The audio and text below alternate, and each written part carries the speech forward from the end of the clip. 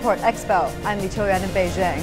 Today marks the beginning of the Import Expo, or CIIE, and world leaders are flying into the city of Shanghai for a grand opening ceremony. Chinese President Xi Jinping will be giving a keynote speech later in the hour. The expo will be held from today through Saturday. CGTN will be covering the event in the following days, with reporters taking you live to the scene. Also in the studio, we have Mr. He Weiwen, Senior Fellow at the Center for China and Globalization, and Mr. William Spears, Chairman of Spearhead China. They will give you some insight on China's role as one of the world's largest importers. Now, the CIIE, China's first expo spotlighting imports, is opening in Shanghai. Chinese President Xi Jinping proposed the event in 2017 in the spirit of free trade and open market. So who's been invited and what can we see at the venue? Let's now have a look. The first China International Import Expo will be held in Shanghai from November 5th to 10th. The expo is part of China's continuing measures of opening up in support of free trade and economic globalization. The theme of this year's inaugural expo is New Era, Shared Future. The expo consists of the Country Pavilion, Enterprise and Business Exhibition, and the Hongqiao International Trade Forum. The Enterprise and Business Exhibition consists of 7 pavilions, including such sectors as smart equipment, consumer electronics and appliances, culture, as well as education. The Hongqiao International Economic and Trade Forum, which includes an opening ceremony and 3 parallel forums, will focus on China's opening up, innovation, and investment. The expo will also hold around 300 on-site supporting events. Companies from over 130 countries and regions will participate in the expo, and 150,000 professional buyers are expected to attend. The opening ceremony of Import Expo will be held soon today. Our reporter Zhou Yun is at the scene to give us a bigger picture of this event.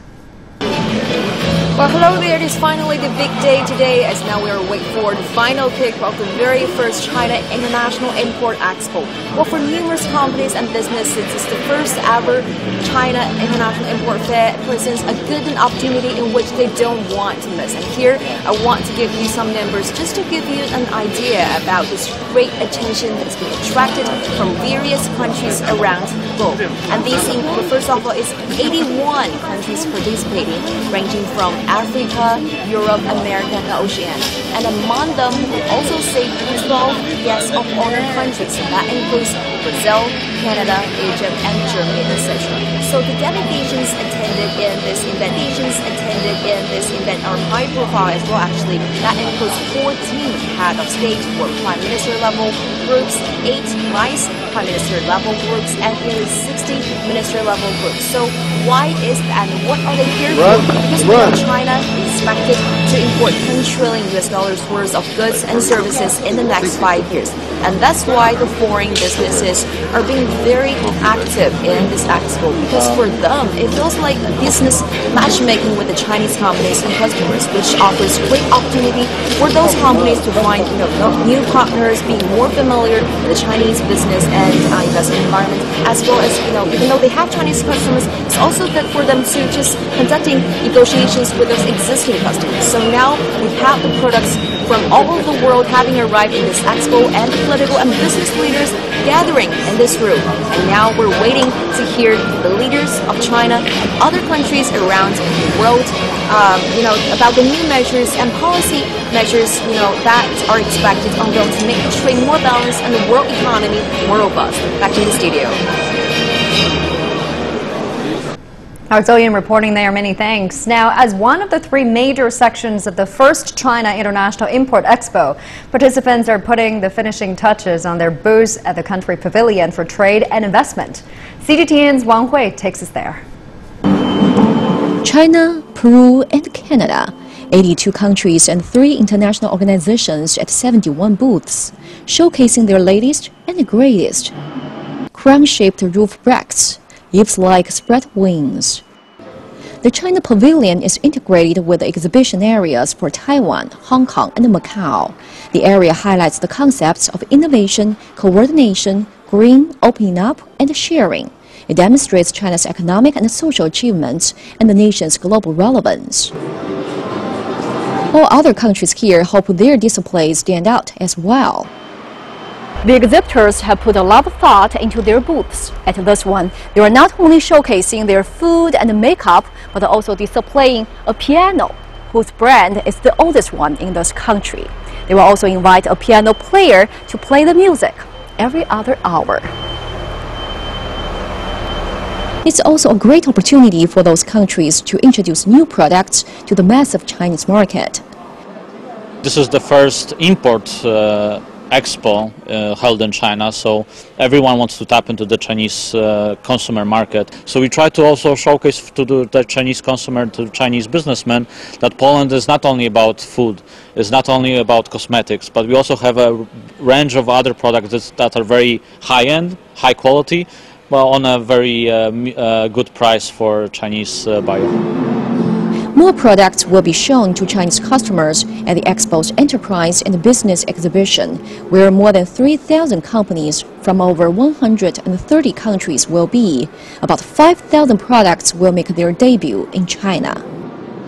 Wang Hui, CGTN, Shanghai. Now, the opening ceremony of the first China International Import Expo is about to begin very soon. Joining us from the venue is our reporter Han Peng. Great to see you there, Han Peng. So what's the mood there? Fill us in. Qiuyuan, one thing that I must show to you is this cup of coffee. This is the Starbucks coffee. It's the exclusive sponsor of this tea break of the opening ceremony of this year's expo. And this shows how close the American brand or any other foreign brand is now working with the Chinese government. And it also shows how much the foreign brands or imported products has already entered the lives of Chinese people from all walks of life. For example, for reporters like us who wake up at 4 o'clock in the morning and enter this expo at around 6 o'clock in the morning to go through the tight security checks, the coffee and also the bread from this American brand really helps us to wake up and get some necessary breakfast. But for those CEOs, for those billionaires who are also coming here to take part in this the opening ceremony, I have overheard outside this conference hall on the tables that they are already going through some of the details of their deals that they're trying to make here. So many negotiations are already happening even before this opening ceremony starts right here in downtown Shanghai. And another thing that I must show to you is this bag that reporters actually receive here inside this expo venue. Actually, we have already got this guidebook, and it shows all the events and also the companies' lists here. And I can tell you, you can just take a look here, how much sideline events that we are having here. There goes on for pages about all these expo's sideline events, like this. So we heard that there will be about 3,000 foreign companies coming here, and we also know that they're from over 130 countries and regions. So it's really a big event, and they're all coming here and expecting some great deals made here. Yeah, a lot is happening there. A lively scene. The coffee really helps. I also understand President Xi Jinping is going to deliver a keynote speech at the opening ceremony, a much anticipated speech. What are the expectations there? Yes, just now there were already a lot of promo videos that are being played here again and again. And one clear message that we have got from President Xi's on the promo videos is that the Chinese government will keep its door open, and the door will never be shut, and it will only be opened wider. So this time, many of the CEOs from across the globe, as well as the reporters from not only China but also overseas, are expecting some concrete policies from the Chinese president to see how they will expand the market access for many of the foreign companies operating here in China. And also another message that we are definitely expecting is President Xi's stance on the trade protectionism, the sentiment of trade protectionism that is happening in some of the Western countries, and we'll see whether and how China will try to defend the globalization and free trade across the globe. Back to you, Qiuyuan. Thank you so much for bringing us the latest at the venue there. Han Peng joining us live. Thank you. Now, to dig a little deeper into this, let me bring in my guests, Mr. He Weiwen, Senior Fellow at the Center for China and Globalization, and also Mr. William Spears, the Chairman of Spearhead China, a marketing communications company. Great to have you both with us this morning. So less than half an hour to go until the opening ceremony. This is a national Import Expo, focused entirely on import, essentially the first of its kind anywhere else in the world. Why do you think China is staging such an event? Please explain the rationale behind it. Mr. He first. Oh yes, that's true. This is really the first of this kind, import only, the national level large trade fair in the world. We have over 160 famous trade shows in the world, mostly on a sector basis, focused on a certain sector. For instance, consumer electronics, or food, or sporting goods, so on and so forth. And there are also comprehensive trade shows in the world, but they are comprehensive, focused on import, export, and investment. But this one is only focused on imports. That's quite unique in the world. Why? I think we have both goals for domestic purposes and also for world purposes. For domestic purpose is to meet the growing needs of the people's lives for consumer goods, and also for meeting the Chinese upgrading of this industry towards the high-tech and high-end purposes. And that's one. And also the second purpose in the country is, in this way, we increase competition to home producers, so that they have to upgrade themselves. Then third one is, on that basis, we have to open market. We have to further go reform. So that's the push for further reform opening for China. That's for domestic purposes. And for international purpose, we provide the market for the world, for exporters of all the countries alike. China's imports of goods this year might exceed $2 trillion. Every 10% of growth will provide a $200 billion market for the world. That's the good chance. And the second one is we show that we are cutting down the barriers, cutting down the tariffs to support a free trade system, to show that we are non-discriminative. That's good for supporting world free trade mechanism. Domestic goals, international goals. Domestically for boosting domestic consumption as a transform and upgrade as consumption chain. International goal for opening up to the world, yes. Contributing to globalization. Do you agree with what's been said there? Well certainly, China is an amazing country. It's on a journey. Since Deng Xiaoping 40 years ago started the opening up process, we've gone through many stages to today's position. And President Xi Jinping is a very innovative man, and this creation of an import show shows that China is not afraid of actually improving internally its market, and also encouraging, let's say, the world to see that China is opening up far more than many people think. But it does take time. There's a dream of actually opening up and the reality of opening up, because of course there are many practical things to overcome during that process. But surely this is an amazing day, and this will be remembered forever. And hopefully, it started before the wretched trade wars with America and what have you, before that came about. So hopefully it sets a lead that actually people can look after their own country, encourage their country to more globalization, but at the same time localize a lot more, and encourage their own industries to become more efficient, more competitive, and happier places to be for the workforce. Yeah, especially with what's going on with the United States. All eyes are essentially on this to see whether China can rebuild its market confidence and really display a convincing message of internationalism. Do you think that China can do it? Use this opportunity. China is in the process of doing it. It's not the question of, it's a question of when. It's a process. It won't happen overnight, because of course there are many historical things that have to be overcome. But this demonstrates that China is open to the world. And when China is open to the world is open to China. It's a win-win situation. It's not going to happen overnight, Mr. He. Yeah, it's the process. I quite agree with William that it's a long march, but I think the China International Import Expo is an important step or a milestone in this long march. But you also mentioned that this kind of expo will bring some competition to domestic producers. Yes, of course. Do you worry that domestic producers or workers will feel being undermined or threatened? We should take a completely different approach as from the President Donald Trump in the United States. The solution he provides for the American domestic producer is to build up tariffs, build up war to fend off foreign competition. But China is doing just the opposite. We just welcome the foreign competition in this way that our home producers will feel a sense of crisis. They will have to upgrade technology, to upgrade their marketing, and to find new innovations, to find a new way out. History has already proved again and again that only by opening up, by bringing in competition, can China develop.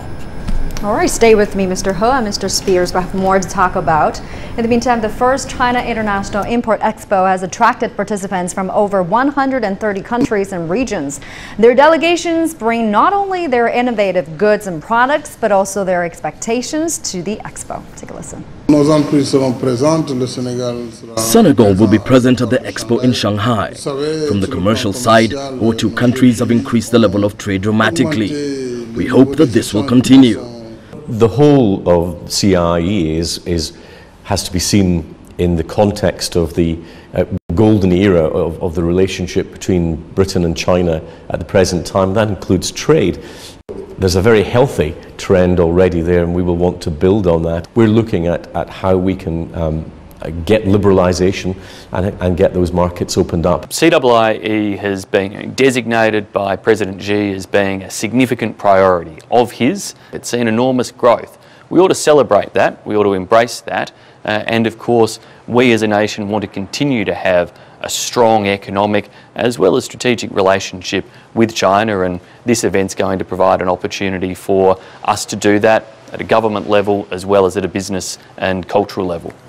At the expo, we will find chances for Cuban goods in the Chinese market. Cuba wants to diversify its exports and enlarge its markets. I think the Chinese government is taking this opportunity to let the world know that China is not just a big exporter, but also an importer. I like to quote President Xi in saying that China will continue opening up to the world. I think that will mean more opportunities for its trading partners. Now, Chinese President Xi Jinping has welcomed world leaders who have been arriving for the first ever China International Import Expo, a 6-day event which aims to promote the country's burgeoning market to the world. Xi held talks with the Kenyan president and the prime ministers of Vietnam and Laos. CGTN's Rory Cohen has more.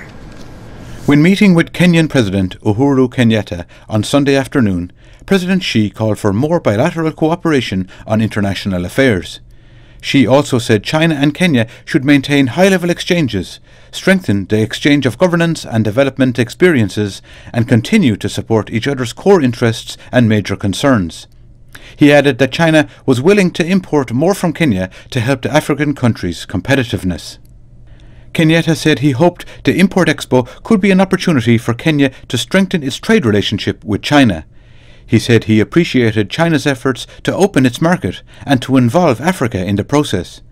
The Kenyan president said his country was willing to work closely with China in the fields of economy and trade, as well as agriculture and infrastructure construction, and provide favourable conditions for Chinese enterprises to invest in the country.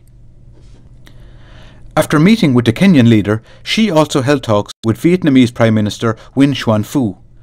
Xi said the two sides should expand their cooperation in areas that could improve the lives of their people, adding that Beijing would try to encourage more Chinese companies to invest in the Southeast Asian nation. The Vietnamese Prime Minister said the Import Expo reflected China's determination to open up and support free trade. He said his country was willing to seize the opportunity to expand its exports to China, whilst also stressing the importance of connecting China and Vietnam's development plans. The Chinese president also met Laos Prime Minister Thongloun Sisoulith.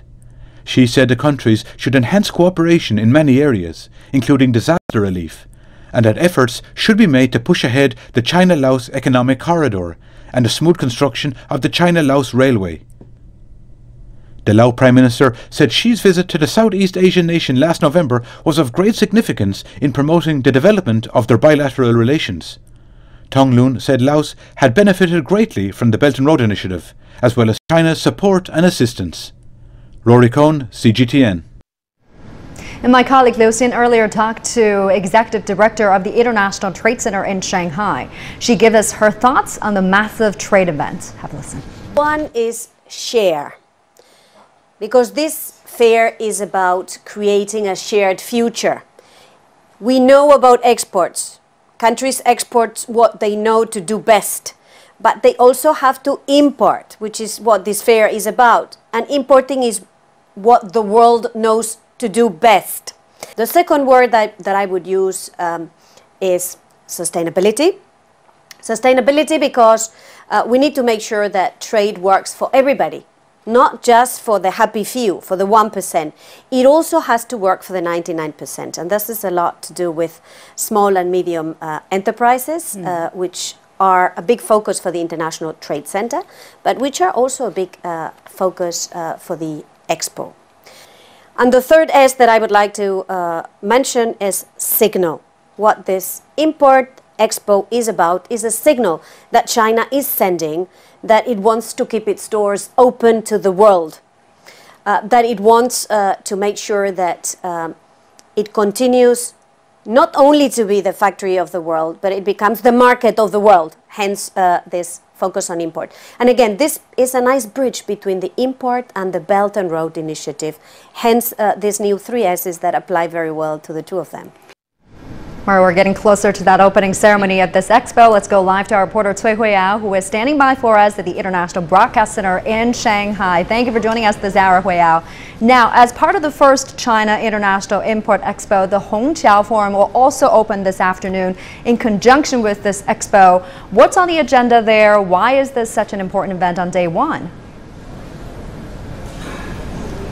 Hi, Choyu, and Hongqiao Forum is actually one of the 3 major components of the CIIE, and there are several highlights to it this afternoon. As we already know, there will be 3 parallel sessions. Each will be composed of guest speech and panel discussions.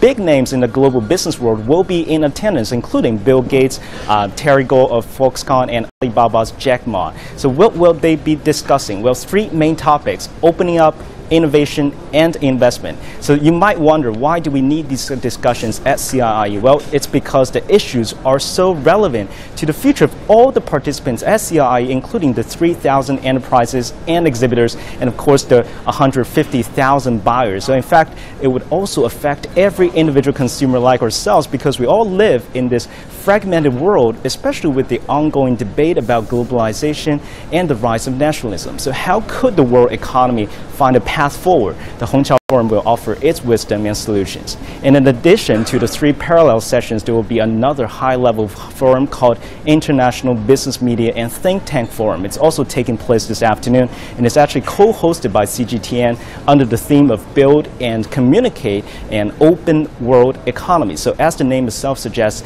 guests from both the media industry and academia will discuss their own roles in the development of global economy. And finally, as a Shanghainese, I want to tell our international audience that Hongqiao is actually one of the primary expat communities in the city, with a big Japanese and Korean population. It is also home to one of the country's very first 14 economic and technological zones, and has witnessed the rocketing development of the city. So hosting such a high-profile international forum and the exhibition in Hongqiao itself is very symbolic of China's opening up.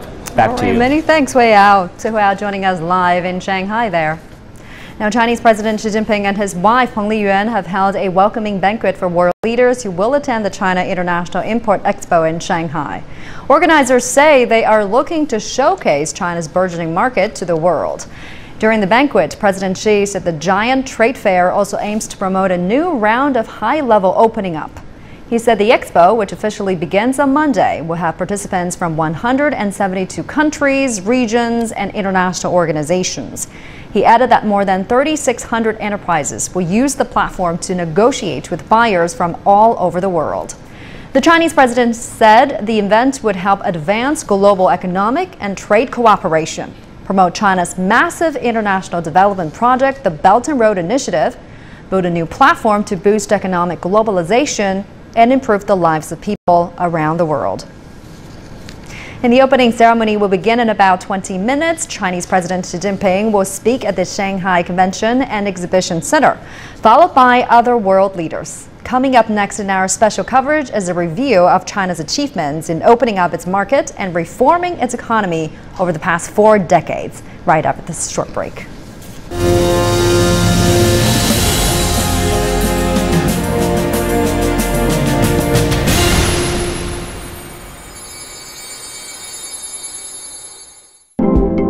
Shanghai, city on the sea, sparkling, bustling, cosmopolitan, China's first trading powerhouse, home to multinationals, Asian hubs, and Asia's second largest stock market.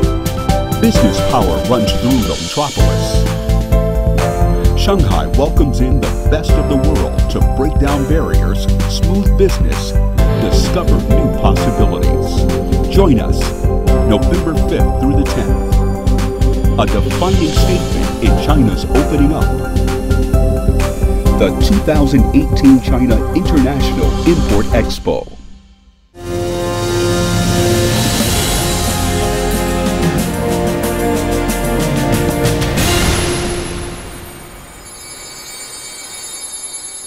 Welcome back to our special coverage. China is among the largest markets in the world and also the second largest importer. Past years have seen a steady growth of imports. From 2001 to 2017, the average annual growth rate of imported goods reached 13.5%, 6.9 percentage points higher than the global average. During the same period, the growth rate of trade in services reached 16.7%, accounting for nearly 10% of the global total.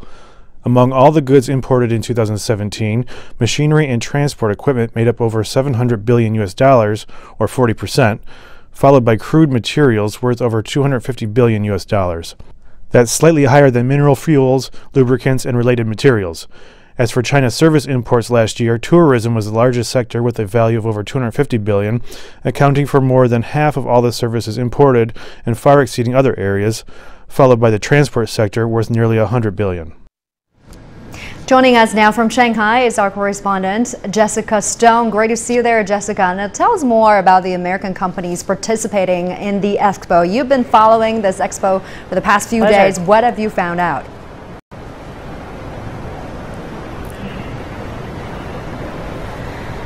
Well, of course, the Ministry of Commerce puts the number at about 180 American companies, and they range from large multinationals, Fortune 500s like General Electric, General Motors, and Ford, to a lot of smaller and medium-sized enterprises. And that's really the real opportunity for American companies here, is to introduce their products to China, the world's largest market. I know that the Foxconn company is bringing a delegation from Wisconsin. That includes stone cutters and technology companies. The city of Houston is bringing energy and technology companies. And of course, the state of California, which has a very long relationship with the country of China, bringing 25 people, a number of different businesses in agriculture, things like wine, healthcare. They've actually talked to me about bringing a new burn ointment that they want to put on the market here. And also, of course, they have plenty of technology that they would like to bring to this market. It's worth bearing in mind that just because the U.S. government is not here in droves, it doesn't mean that U.S. companies can ignore this market. They really want to be here, and so they are. Well, with all these American companies participating in this event, all the big names, what do you think CIIE is playing, the role it's playing in trade relationship between China and the U.S.?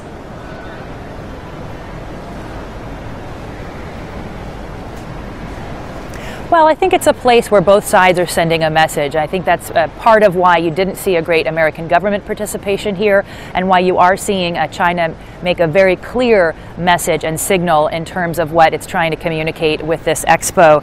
The message, of course, is we want to buy. We don't just want to sell to the world. We want to buy from the world. But the process can be difficult for people who don't know how to work in this country and sell into this country. So as I referred to earlier, this is really an opportunity for companies around the world that aren't large multinationals that maybe already have a presence in Shanghai or Beijing to come and try to learn how to do business in China. And of course, it's also an opportunity for them to get introduced to provinces and municipalities that are not the major cities that they may have heard about on the coast, but the interior of China, places where there are still plenty of Chinese consumers that want and need to try new things.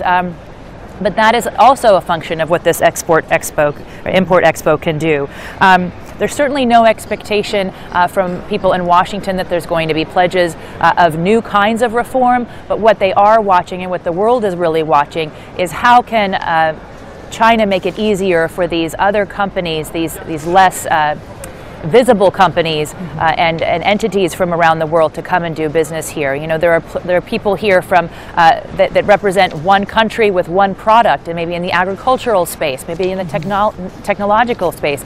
This is really a great opportunity for them to come and get an introduction to 150,000 Chinese buyers from all over the country, and that's really the focus here. Yeah, thank you very much, Jessica Stone, reporting for us live at the venue there. It's interesting to see that despite the absence of U.S. government delegation, we're still seeing a large presence of U.S. companies there. And in addition to U.S. businesses, enterprises from African countries are also looking for a share of the massive Chinese market. Joining us with more information on that is our reporter Rama Nian, also in Shanghai. Great to have you with us, Rama. Now, tell us more about the African companies who are participating in this expo.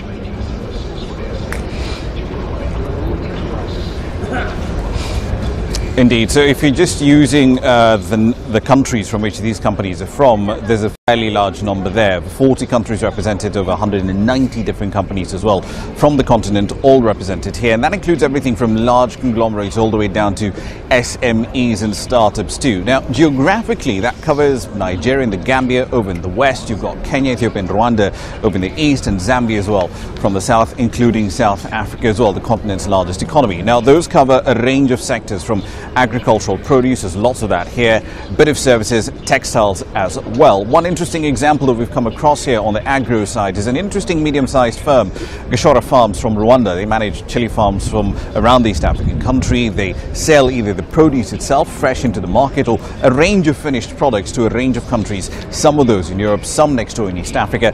China is a market rather that this business is very keen to crack. The global chili market is worth about tens of billions of dollars every year. Roughly 45% of global output is right here in China. So firms like Gashora are betting that given that this is a market that consumes some 30 million tons of chili every single year, there's room for them, for their produce, for their exports somewhere in this country of 1.4 billion people. Yeah, and what impact do you think the CIIE will bring to the economic cooperation between China and African countries?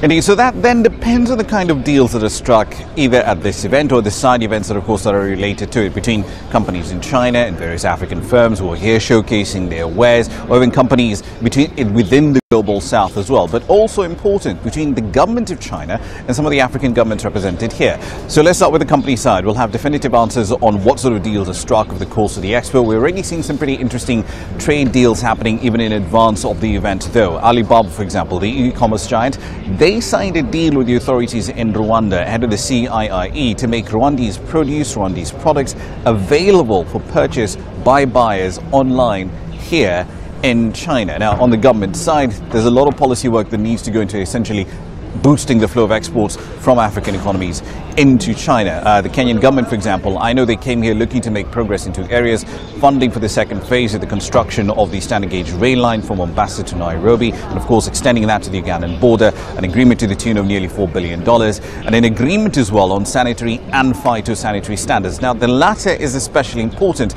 if they're to enable more exports of agricultural produce from Kenya and other countries in the region to flow into China. Those standards need to harmonize. So far, though, there's been no definitive deal on either of those fronts, even after the brief meeting between the two sides, presidents on the 4th of November, but those two are a topic that we're clearly and closely following. All right, we'll keep a close eye on this. Thank you very much, Rama Nian, joining us live in Shanghai. I want to bring back our guests, Mr. He and Mr. Spears now. So as our correspondent, Jessica Stone and Rama Nian there mentioned, lots of American companies, African companies participating in this event. In fact, the expo has attracted over 3,600 companies, some of the prominent names, just to give you some examples: Sony, Samsung, Foxconn, Intel, General Motors, Tesla, Facebook, Google, as well as many other rising smaller companies as well. But the sheer size of the Chinese market is amazing. Any unique opportunities that those companies can find in China that they can't find anywhere else? I think certainly no companies will miss business opportunities. So this is Chinese CIIE is certainly a tremendous chance for their expanding business. Generally speaking, China's GDP adds 1 trillion per year for the recent years. It will continue to do so in the foreseeable future. Among the total size of the economy, consumption will add, the ultimate consumption will add about $500 billion per year. And capital formation might add about nearly $400 billion per year. That's a macro level. So each year we will expand the market chances this way. And import size, the import of goods this year will exceed $2 trillion and will grow in the foreseeable future. In the 3 years between 2013 to 2016, China's ultimate consumption contributed 23.4% of total world consumption growth. So it will continue to do so. So this shows great opportunities for companies in different sectors alike.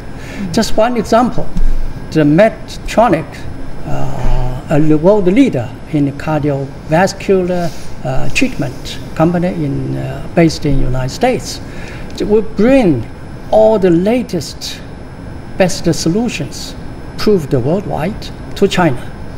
And China is a huge market because medical care expenditure for China last year exceeded 5 trillion renminbi, and it will grow by 2 digits in the foreseeable future. They see the future of the market, and so they will not lose any chance. Want to build on that, Mr. Spears? From your observation, what kind of opportunities is China bringing to the table? There are many, many opportunities. I would say, being British, I must also add that Jaguar Land Rover here, British Airways are here, AstraZeneca are here. So, very big major companies from very, very many major areas of industry. I think, for me, the big ones are here, but we also have the SMEs. Please do not forget the SMEs. That's right. Because from SMEs, they grow larger to international companies.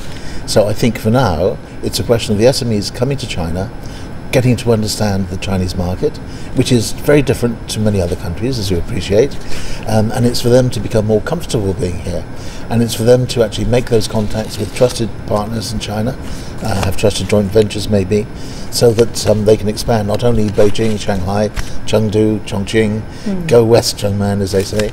There's so many opportunities in so many different areas, but it will, as I say before, I'm a great optimist, but everything does take time. And there are very many difficult hurdles in China that foreigners need to understand before they become successful. Yeah, so many opportunities in such a matchmaking kind of meeting between supply and demand side. Great, stay with me. Now, Chinese President Xi Jinping says the China International Import Expo is not just another event in an ordinary sense, but a major policy initiative and a commitment to opening up the Chinese market. Well, this year marks the 40th anniversary of the country's reform and opening up policy, and the president has reiterated China's commitment to the policy on many occasions.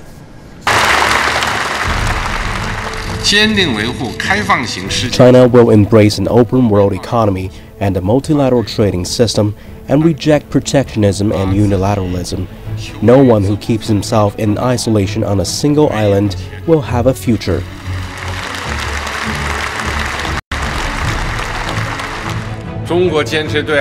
China will continue to adhere to its fundamental national policy of opening up and pursue development with its door wide open.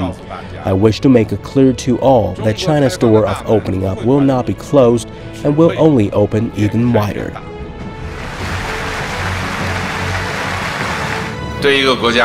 For a country, opening up is like the struggle of a chrysalis breaking free from its cocoon. There will be short-term pains, but such pains will create a new life. China will keep its door wide open and not close it. An open door allows both other countries to access the Chinese market and China itself to integrate with the world.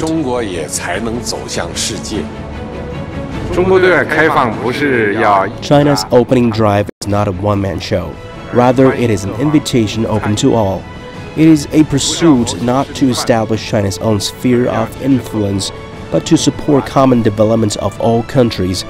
It is meant to build not China's own backyard garden, but a garden shared by all countries.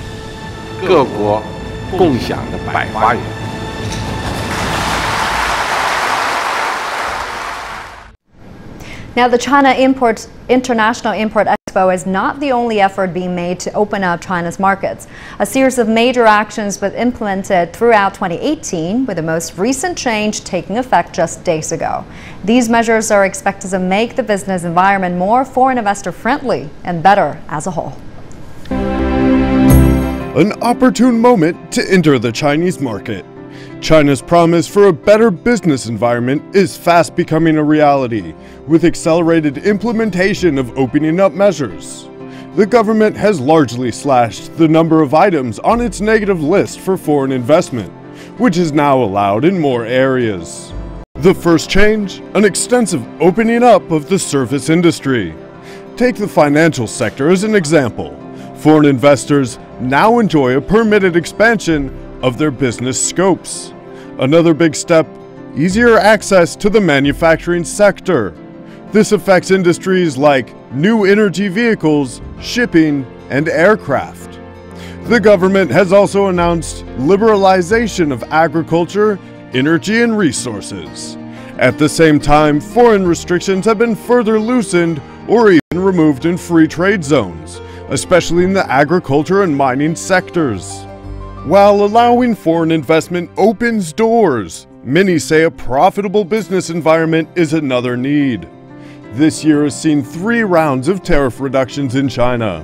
Since May, China has exempt import tariffs on 28 different drugs, such as cancer medications and imported traditional Chinese medicines.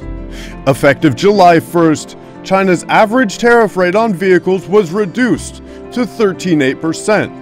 Lower than the average of developing economies. There was also a tariff cut on more than 1,400 daily necessities such as clothing, cosmetics, and home appliances. The most recent tariff reduction was for industrial products, which just came into effect on November the 1st. It includes over 1,500 goods like textiles, ceramics, glass, and machinery, accounting for nearly 1/5 of China's total tariff items. The new policy will save an estimated 60 billion yuan for firms and consumers, trimming the nation's overall tariff rate to 7.5%, down 9.8% in 2017. With lower tariffs and greater openness, China is determined to bring more benefits to the world. Timothy Ulrich, CGTN. All right, we want to talk about the tariff cuts now. Let me get your take first on this. You know, in November 2017, the government announced it was slashing tariffs on 187 consumer products, which, as Chinese finance ministry said, were in short supply domestically. What do you make all of this? Yes, as we just heard, China actually had already 3 rounds of tariff cuts. The first round May 1st, 28 items on pharmaceuticals. The second round is July 1st, 218 nomenclature items, automotives and parts, and more than 1,400 daily necessities for consumer goods. The third round, the most recent one, is over 1,500 items that is focused both on consumers and the producer goods. So after 3 rounds of the tariff cuts, the average tariff level of China is 7.5, down from 9.8 after China's accession to WTO. That's only the average. If we change it into weighted average, then China's weighted average tariff rate is already as low as 3.7%. It's still higher than Japan, which was 2.1%, then the United States 2.4%, then European Union 3.0%, but slightly lower than Australia, which is 4.0%. That means China is marching vigorously in the way of bringing down the tariffs, opening the market, cutting down the cost for domestic consumers and producers, also facilitating exporters worldwide.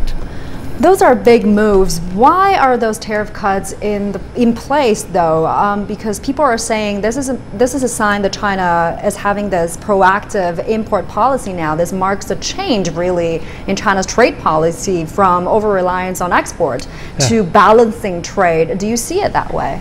And I think there has been some misunderstanding that China was an export-led economy. That's a wrong conception. China's never an export-led economy.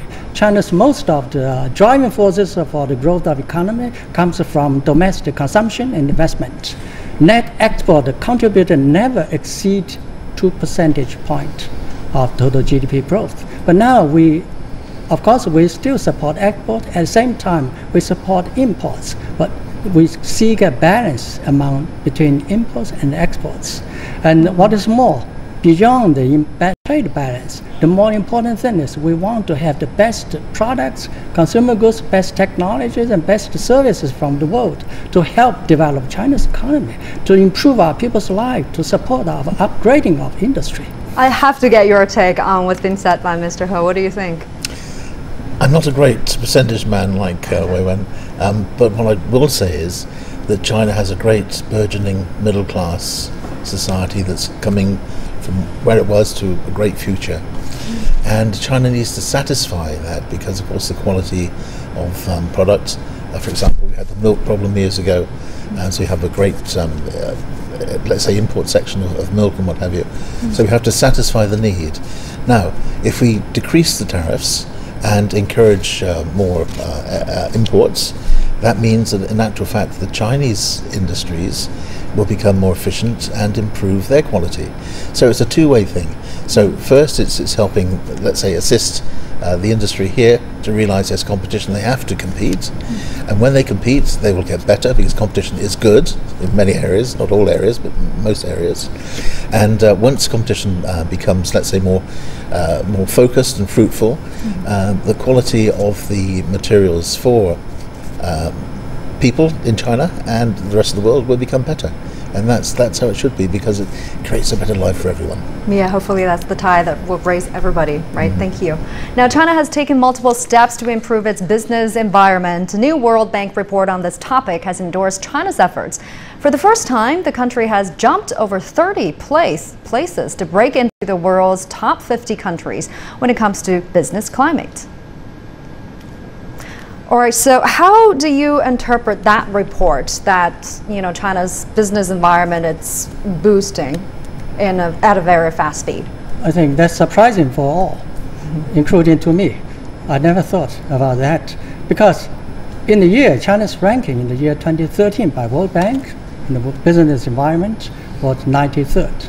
5 years later, 2018, it was 78th. So we gained 15 places in 5 years, but this time we gained 32 places just in 1 year. That's remarkable. That shows China is serious in opening the market, in informing the government mechanism. That shows to the world that China is sincere.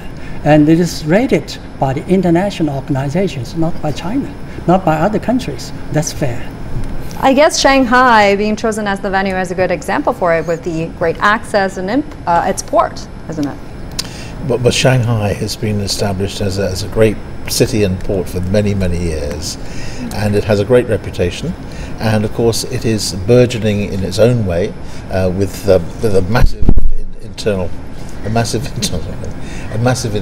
market itself.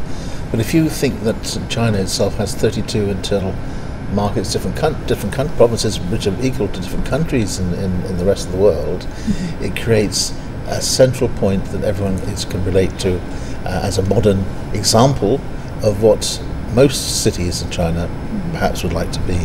Yeah. All right. Thank you very much, Mr. Spears and Mr. He. We're going to take a short break on our special coverage on the CIIE, but don't go away. We have much more to come. Stay with us.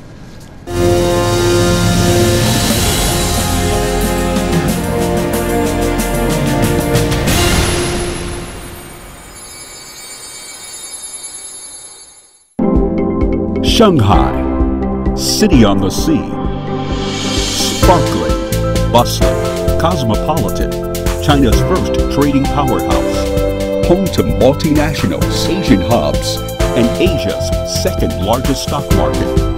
Business power runs through the metropolis. Shanghai welcomes in the best of the world to break down barriers, smooth business, discover new possibilities. Join us November 5th through the 10th. A defining statement in China's opening up. The 2018 China International Import Expo.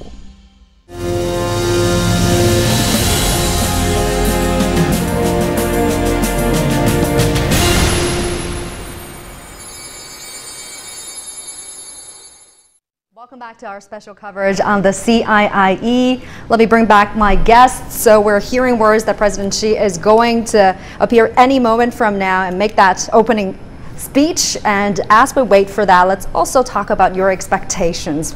What do you expect President Xi to make his message? What kind of message are you expecting, Mr. Spears? The message, I believe, is going to create more confidence, in China. Because China is now a stable country.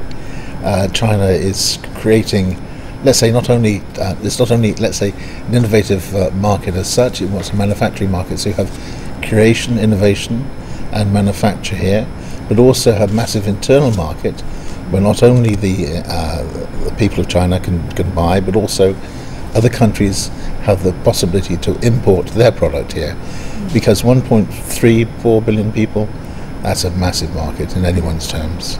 So I hope that he is going to create a feeling of confidence to deal with China and also to be open so that people all can play with a level playing field. Mm. And I think that will create a big difference and a big confidence in the world. What do you think, Mr. He? I think President Xi Jinping will review briefly the past progress China has made in opening up. And also he will give his perspective on the current world economic situation, world trade situation, and the current Chinese economic performances to increase the confidence of the world on China. And the third one is, I expect President Xi Jinping will make further announcement. We will reiterate China's determination and sincere will to open further, and maybe he will pronounce some more specific policies or intentions to show the world that China will never stop in opening up and supporting globalization. Yeah, we will be listening out to what kind of announcement, big announcement will be made there, or whether that will be made there. But when it comes to opening up, opening the door is one thing, but keeping it open is another. For example, people worry that, well, this is a good beginning, the expo. They're not sure whether down the road, government regulations will prop up in defense of domestic brands, and imports can only find their way to selected sectors. Do you have that kind of worry? We should not neglect there are such worries, and that these worries are true, because in the past few years and our past decades we have those experienced setbacks and moving forward and coming back. So we have to keep going forward. And the CIIE is not a one-year event; it will continue every year. So that will make a sign, a symbol of China's further opening up. And further down the road, I think the CIIE will be a very good tool to help support further reform in the country. For instance, if we open the door and the foreign brands can move in and they set up in the country, and also to build up joint ventures and sell in the local market, you cannot fed off. You cannot defend the domestic brands only. You have to develop both brands at the same time. Right, and as our correspondent Hongqiao mentioned a little earlier, we understand a trade forum is also happening today at the sidelines of this expo, bringing business leaders all together. These include Bill Gates, Jack Ma, Jim Hackett, the CEO of Ford Motor. They are just some of the participants. They will talk about opening, innovation, and investment. I mean, when those people are put together, what kind of discussion are you expecting? Well, the first thing to remember is always good to talk. And once people start talking, people start discussing. And I think people like Bill Gates, Jack Ma, they've set a trend. They've been they've led the world in many things. And I think that if we can use them as role models to also encourage other people to be innovative, to invest accordingly, and to trade appropriately, I think that will help every market. But there again, it's the dream and the reality. So you create the dream by the discussion, and then the reality will follow intentionally with good intent from all governments. One would trust. That's right, and we also understand the number of companies from Belt and Road countries account for nearly 1/3 of all firms attending the expo. Kind of another catalyst for this initiative, isn't it? Yes, and actually, Belt and Road countries account for a little bit over 1/4 of China's total trade. Now the participation, they accounted for 1/3. That's a good sign. And also in this way, CIIE can promote it. All right, I'm sorry to interrupt, we got to go. The President. Your Excellencies, heads of state and government, Your Royal Highness, Your Excellencies, heads of international organizations, Your Excellencies, heads of delegations, distinguished guests, ladies and gentlemen, friends. In May 2017, I announced China's decision to hold the China International Import Expo starting from 2018. Today, after more than 1 year of preparations and with the strong support from various parties, the first CIIE is officially opened.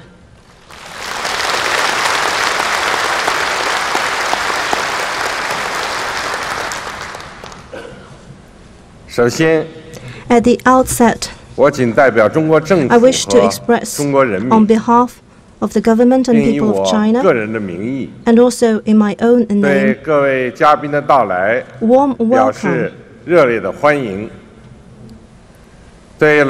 sincere greetings, and best wishes to friends coming from all over the world.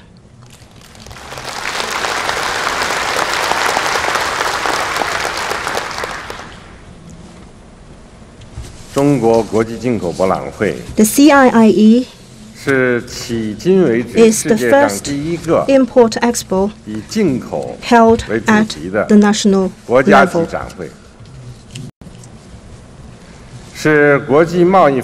This is indeed an innovation in the history of global trade.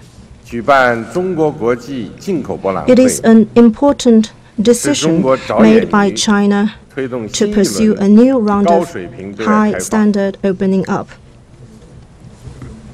It is also China's major initiative to still widen its market access for the rest of the world. It demonstrates China's consistent position of supporting the multilateral trading system and promoting free trade.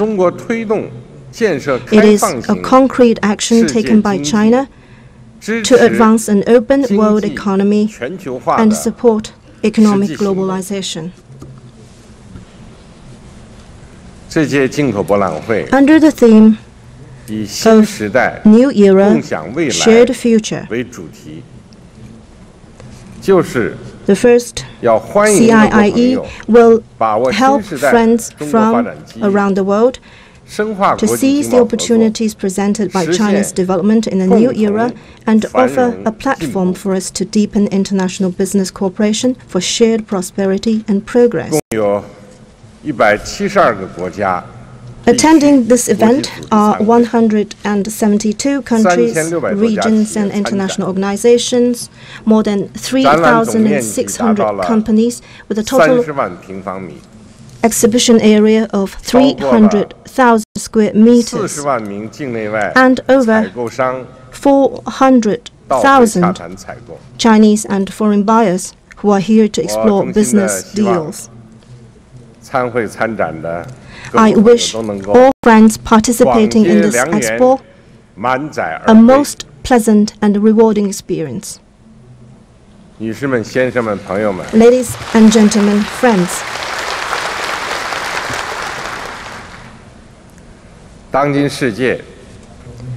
the world is going through a new round of major development, transformation and adjustment. The economic and social well-being of countries in the world is increasingly interconnected. The reform of the global governance system and the international order is picking up speed.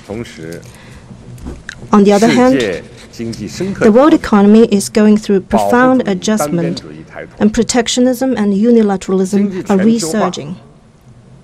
Economic globalization faces headwinds, and multilateralism and the system of free trade are under threat. Uncertainties and instabilities still abound, and risks and challenges are growing.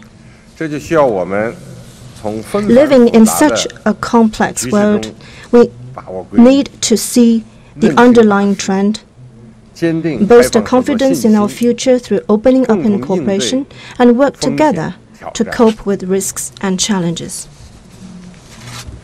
Around the world, people with vision would agree that economic globalization, as an irreversible trend of history, has greatly boosted global growth. This is an overarching trend, something that is independent of people's will. What we, mankind, can do is to understand, adapt to, and apply the law of history instead of trying to prevent it from happening.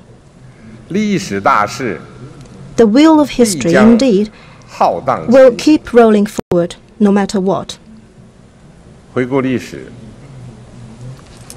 History tells us that openness and cooperation are a major driving force behind dynamic international economic and trade activities.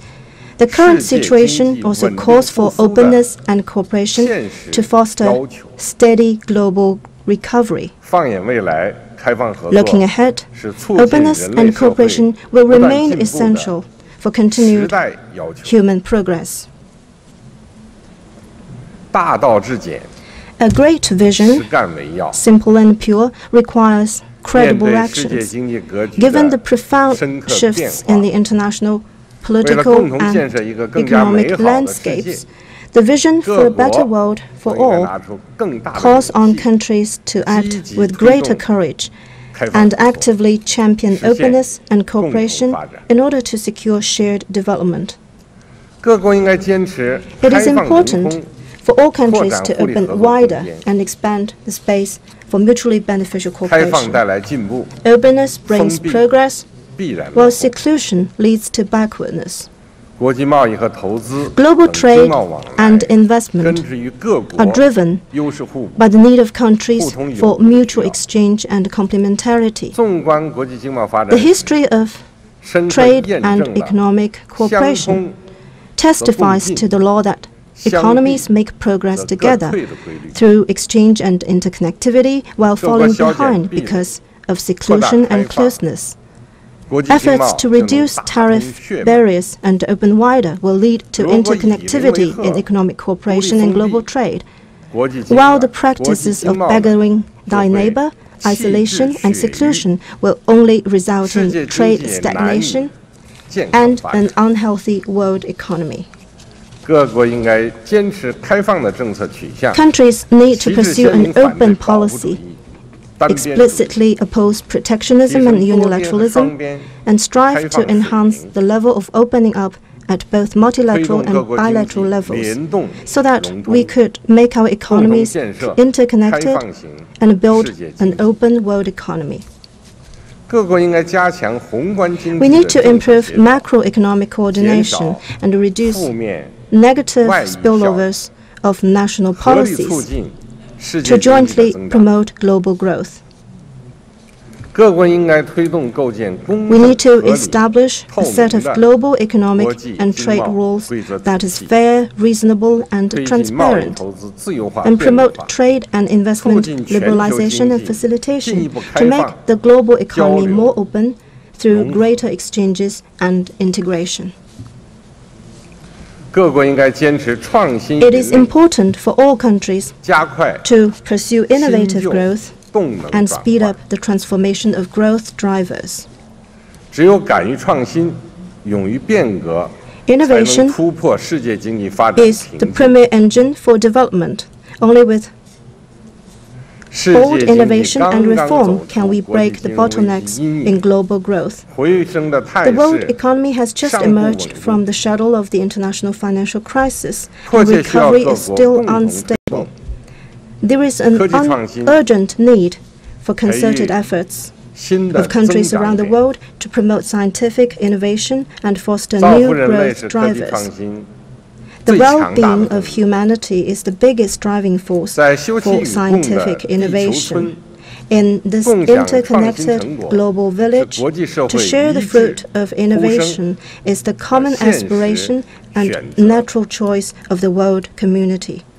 We need to seize the opportunities presented by the new round of technological and industrial revolution, strengthen cooperation in frontier sectors such as digital economy, artificial intelligence, and nanotechnology, and work together to foster new technologies, new industries, and new forms and models of business. It is important for all countries to pursue inclusive development for the benefit of all. As a Chinese saying goes, all flowers in full blossom make a beautiful spring. To lead a happy life is a shared aspiration of people all over the world. Progress of human society requires continued efforts of all countries to advance opening up, cooperation, and a win-win development instead of seclusion, confrontation, and monopoly. In a world of deepening economic globalization, practices of the law of the jungle and winner takes all only represent a dead end. An inclusive growth for all is surely the right way forward.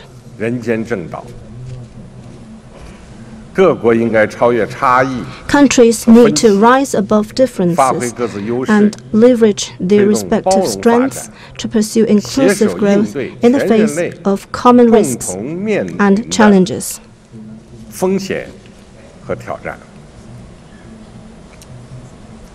We need to implement the 2030 Agenda for Sustainable Development, reduce the imbalances in global development, and make economic globalization more open, inclusive, balanced, and beneficial for all.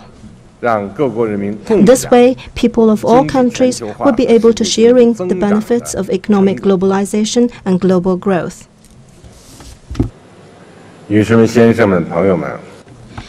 Ladies and gentlemen, friends, the last 4 decades of reform and opening up in China has been an epic journey for the Chinese people.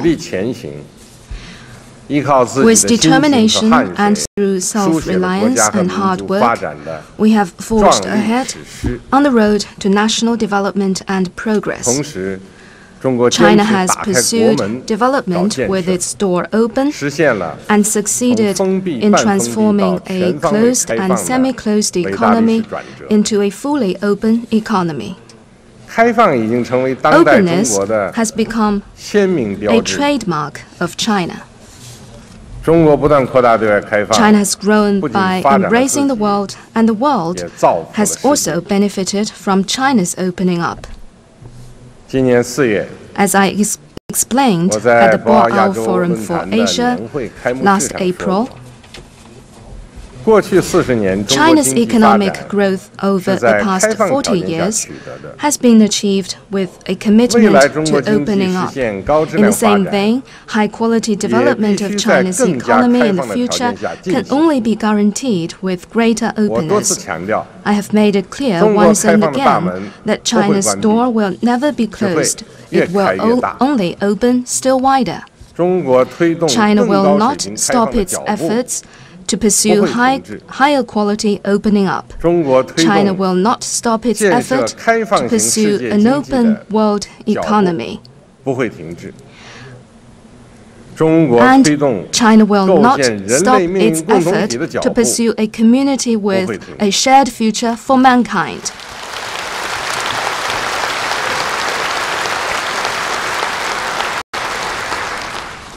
China will unswervingly follow a win-win strategy of opening up, adopt high-quality policies to advance trade and investment liberalization and facilitation, and move toward nationwide opening up that coordinates the coastal and inland areas and connects the eastern and western regions. China will remain a strong advocate of openness at the global level and will continue to act as a stable engine of global growth. A big market with enormous opportunities, and an active supporter of global governance reform. To broaden its opening up, China will step up efforts in the following aspects.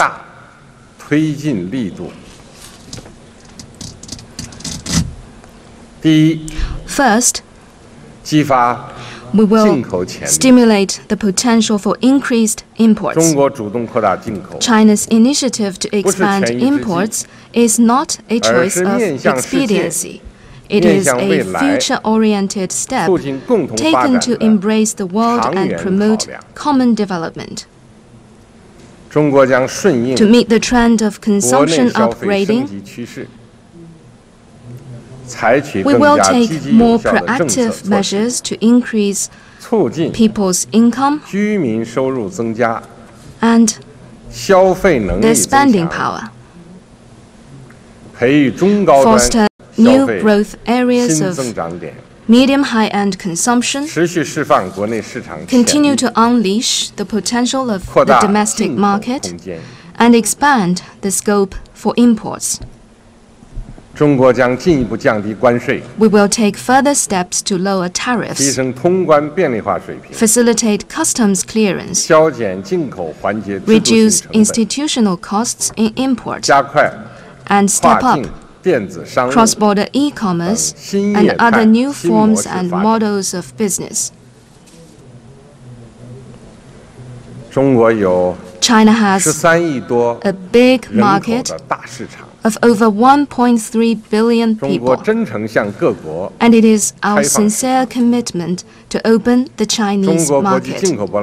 The CIIE, an event to be held on an annual basis, will feature good performance, good results, and continued success in the years to come.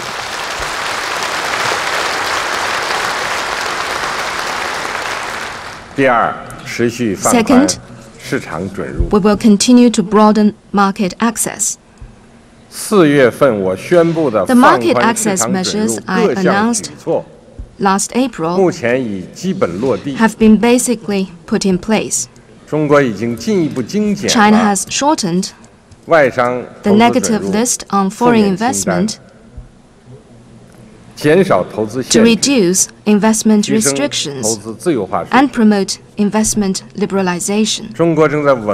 We are steadily increasing the openness of the financial sector, continuing to open up the service sector, and working toward greater openness in the agricultural, mining, and manufacturing sectors.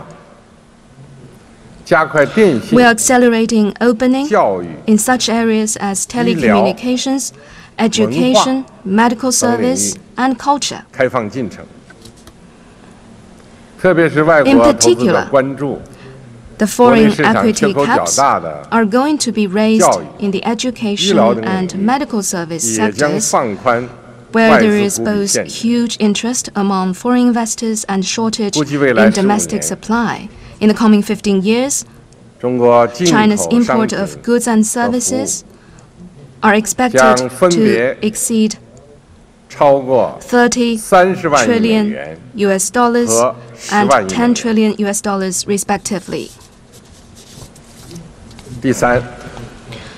Third, we will foster a world-class business environment. China will introduce the law on foreign investment at a faster pace and institute an open and transparent system of foreign-related laws.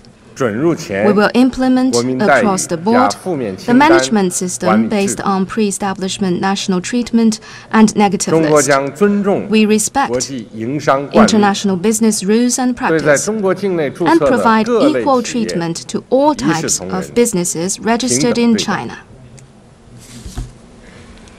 We protect the lawful rights and interests of foreign companies and are resolute in meting out, in a law-binding manner, punishment for violations of the lawful rights and interests of foreign investors, particularly IPR infringements.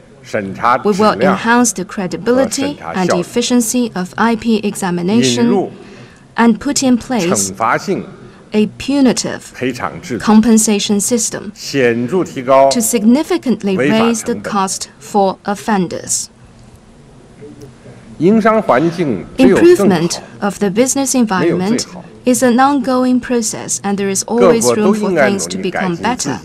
Countries need to improve their business environment by addressing their problems. They should not just point fingers at others to gloss over their own problem. They should not hold a flashlight in hand, doing nothing but to check out on the weakness of others and not on their own. Fourth, we will explore new horizons of opening up. China will support its pilot free trade zones to deepen reform and innovation, make continued explorations based on their differentiated conditions and step up stress tests so as to give full play to their role as a pilot ground for reform and opening up. China will be quick to put forward policies and institutions for building a free trade port in Hainan in a step-by-step and phased manner so as to speed up exploration of the development of free trade ports with distinct Chinese features. This is a significant move by China to open wider to the world. It will set a new model and open up new prospects for reform and opening up at a higher level. Fifth, we will promote international cooperation at multilateral and bilateral levels.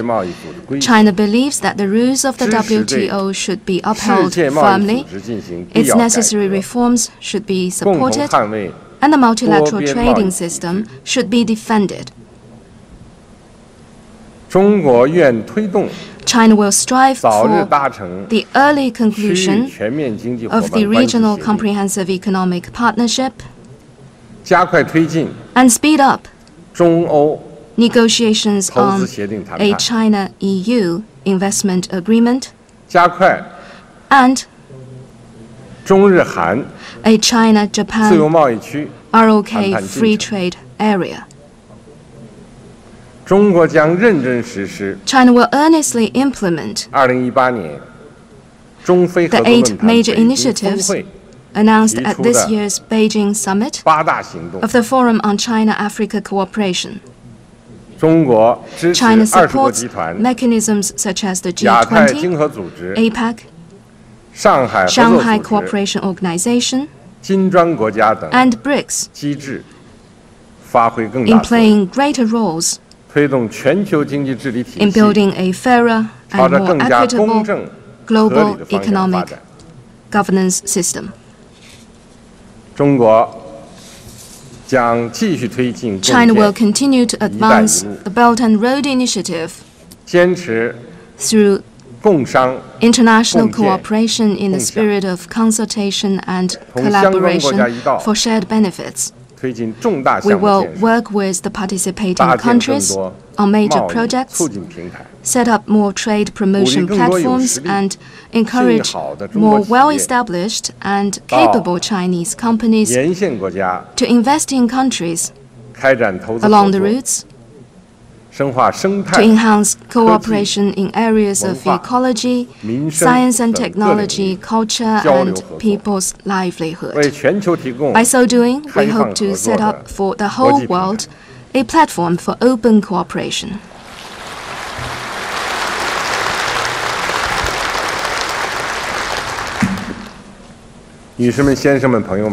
Ladies and gentlemen, friends, the Chinese economy is now, on the whole, stable and making good progress.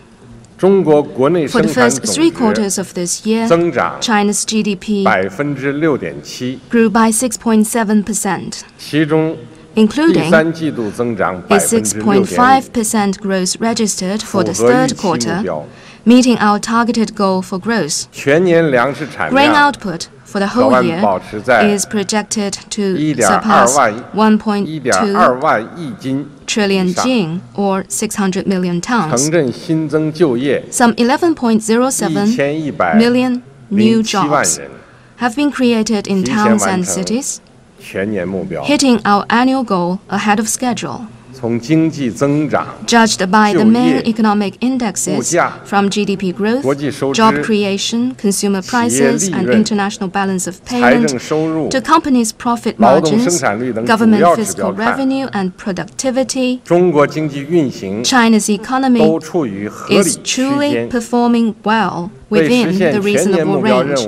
This has given us a solid foundation for delivering the development goals for the whole year. And compared with other major economies, China still ranks among the world's top in terms of GDP growth. So when you talk about the future of the Chinese economy, you have every reason to be confident. The fundamentals for sound and stable growth of the Chinese economy remain unchanged. The necessary production factors for high-quality development remain unchanged. And the overall momentum of long-term stability and progress remains unchanged. China's capacity for macroeconomic regulation is growing, as efforts to deepen reform across the board have unleashed new drivers of growth. With the Belt and Road Initiative being further implemented, two-way investment and trade between China and the BRI partner countries have continued to gather pace. All in all, the favorable conditions are in place for the long-term, healthy and steady growth of the Chinese economy.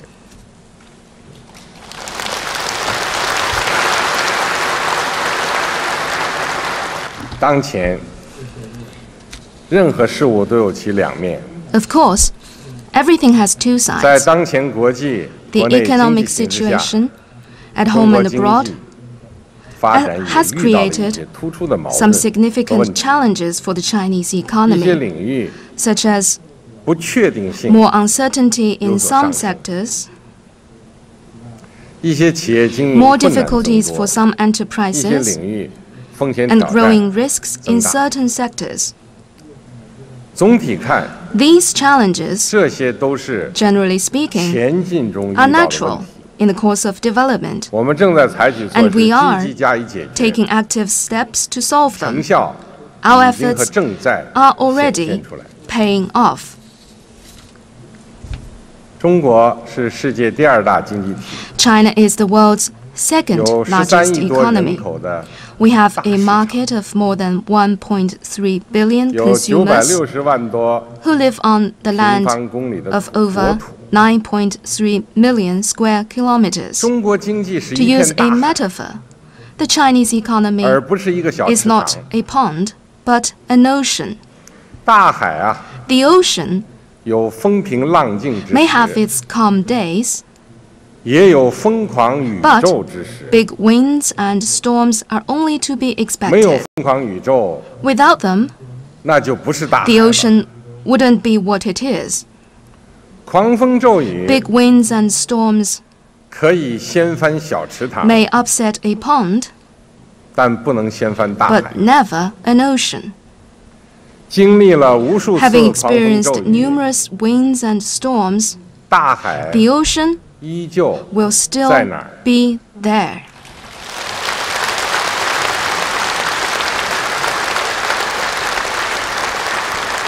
It is the same for China.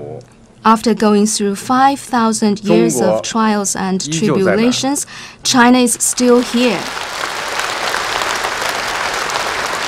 Looking ahead, China will always be here to stay.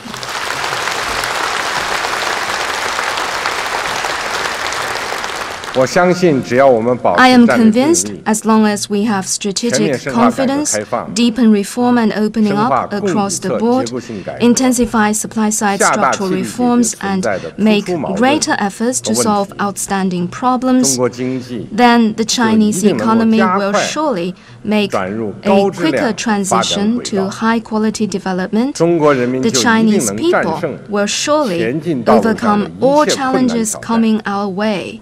And China will surely embrace a brighter future of development.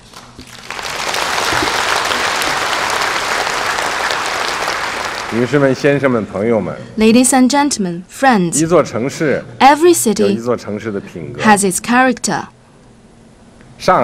Located at where the Yangtze River flows into the Pacific Ocean, Shanghai has been a pioneer of opening in China. The city's development is made possible by its character, competitive edge, and steps toward greater opening.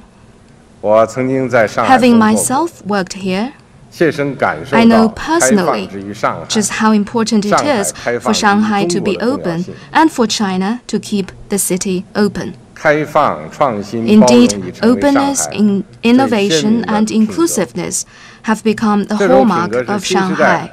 They are also a vivid reflection of China in the new era and its commitment to development and progress. To capitalize on the important role of Shanghai and its surrounding areas in China's opening up, we have made the following decisions.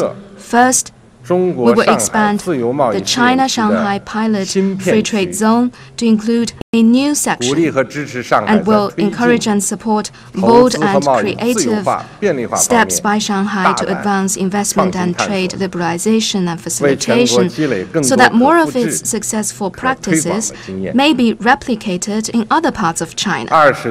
Second, we will launch a Science and Technology Innovation Board at the Shanghai Stock Exchange and experiment with a registration system for listed companies.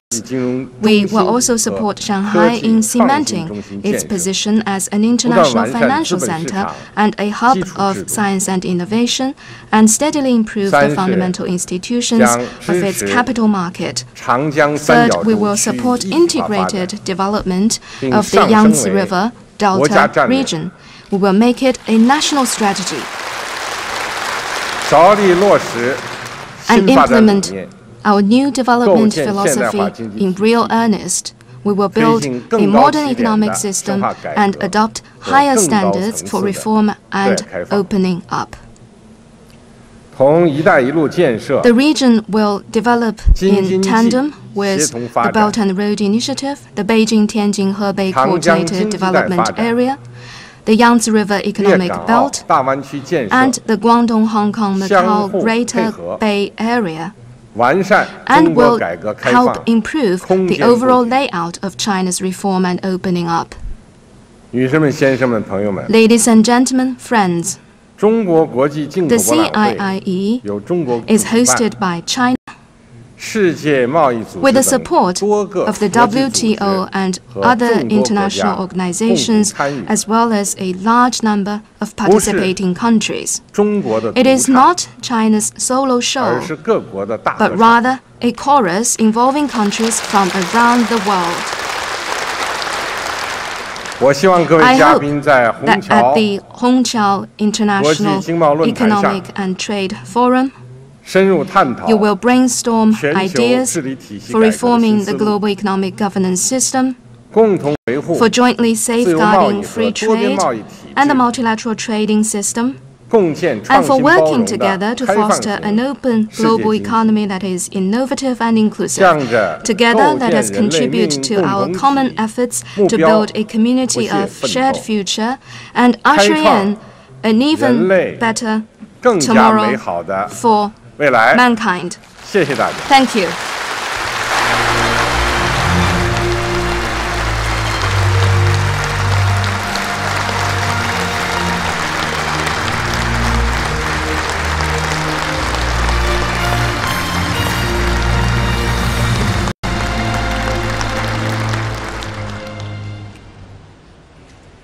Thank you, President Xi Jinping, for your keynote speech. In your speech, you explained to us the great significance of this CIIE. You also analyzed the challenges facing the global economy. You have called upon countries to step up efforts for common development, and you have pointed way for China's efforts to broaden its opening up. Indeed, your keynote speech is very important. Now let's warmly welcome President Danilo Medina of the Dominican Republic.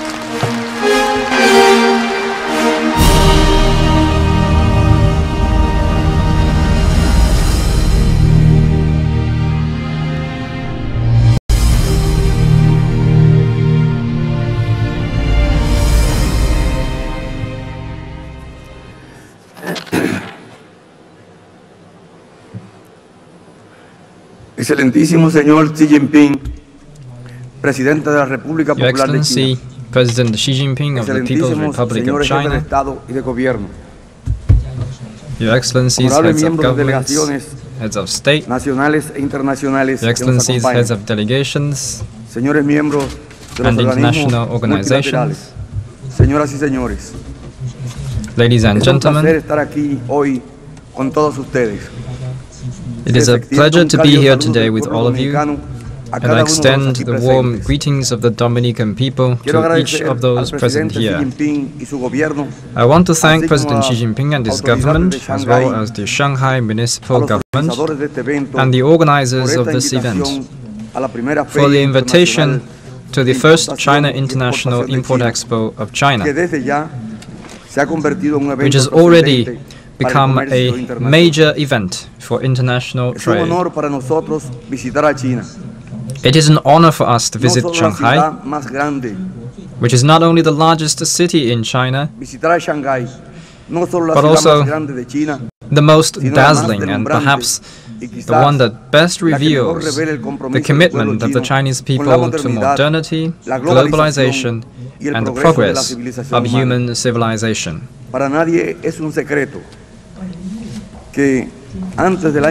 An estimate in 2016 showed that China was on its way to become the world's largest economy. This is no secret. Apart from this, China is also geared to become the world's biggest exporter and investor. Last year I had the opportunity to see the history of China a television series produced in 2016 and narrated by Michelle Wood, Professor of History at the University of Manchester.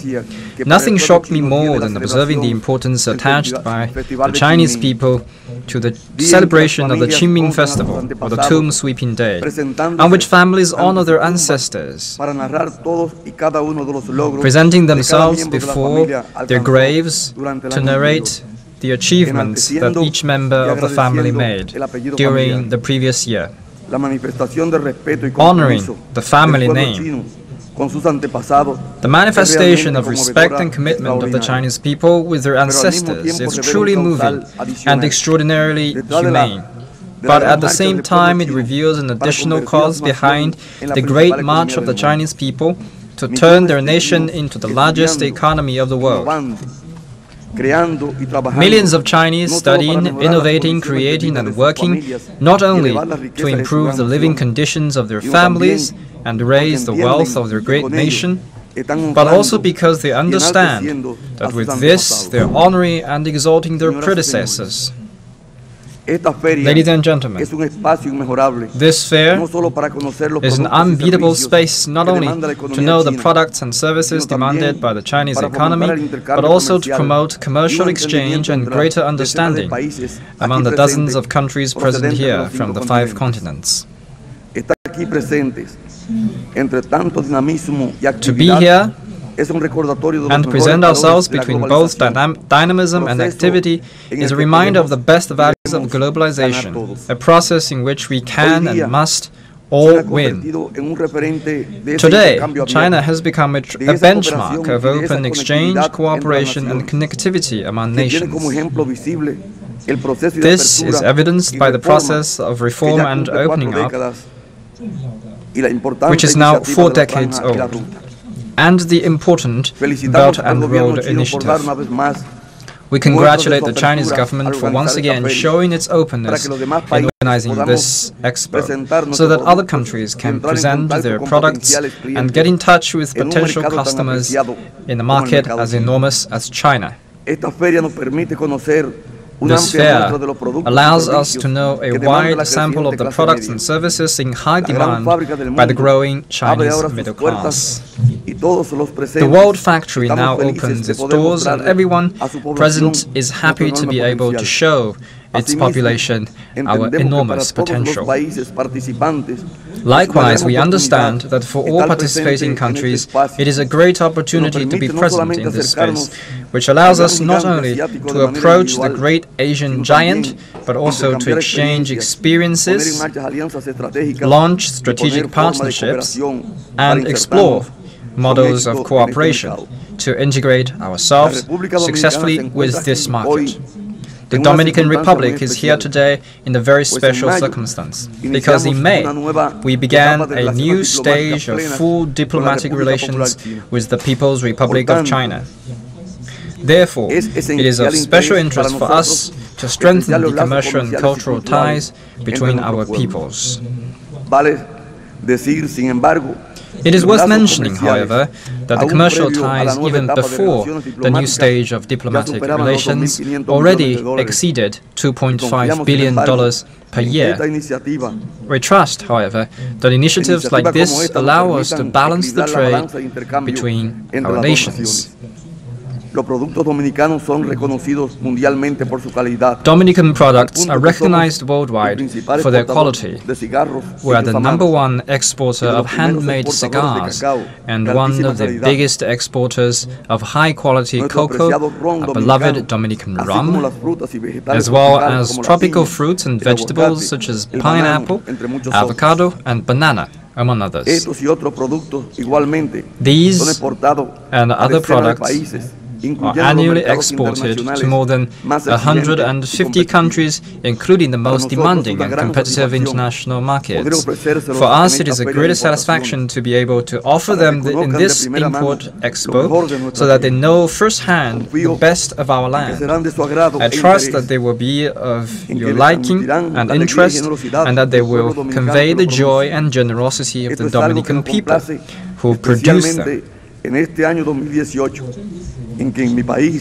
This is something that pleases us, especially because 2018 has been officially named the Year of Export Promotion in my country. We are also accompanied by a wide representation of Dominican business leaders for whom numerous new business opportunities are opened,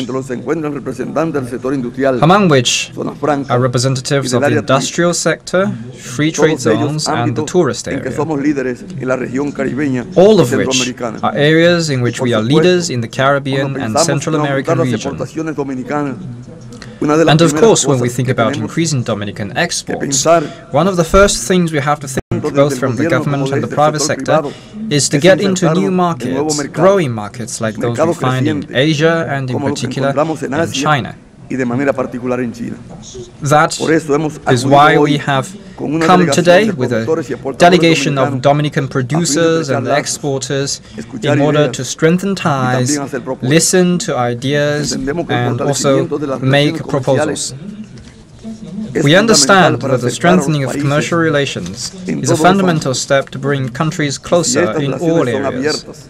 And if these relationships are open, inclusive and balanced, it helps to promote the growth of both parties.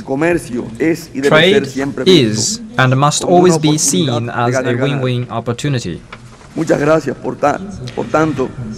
Thank you very much, therefore, for inviting us to participate in this enriching experience. I can assure you that our door is open and our hands outstretched, not only to do business, but also to create lasting partnerships that benefits us all. In the coming months, we will continue to do everything in our power to strengthen commercial ties between the People's Republic of China and the Dominican Republic. We have before us the great opportunity to continue building bridges and in this way to create day by day more employment and more prosperity for our peoples. Thank you.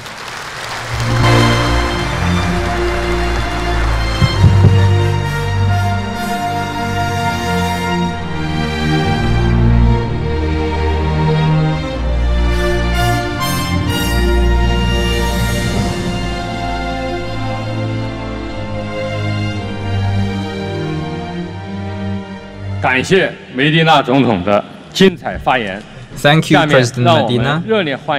I now recognize President Kenyatta of Kenya.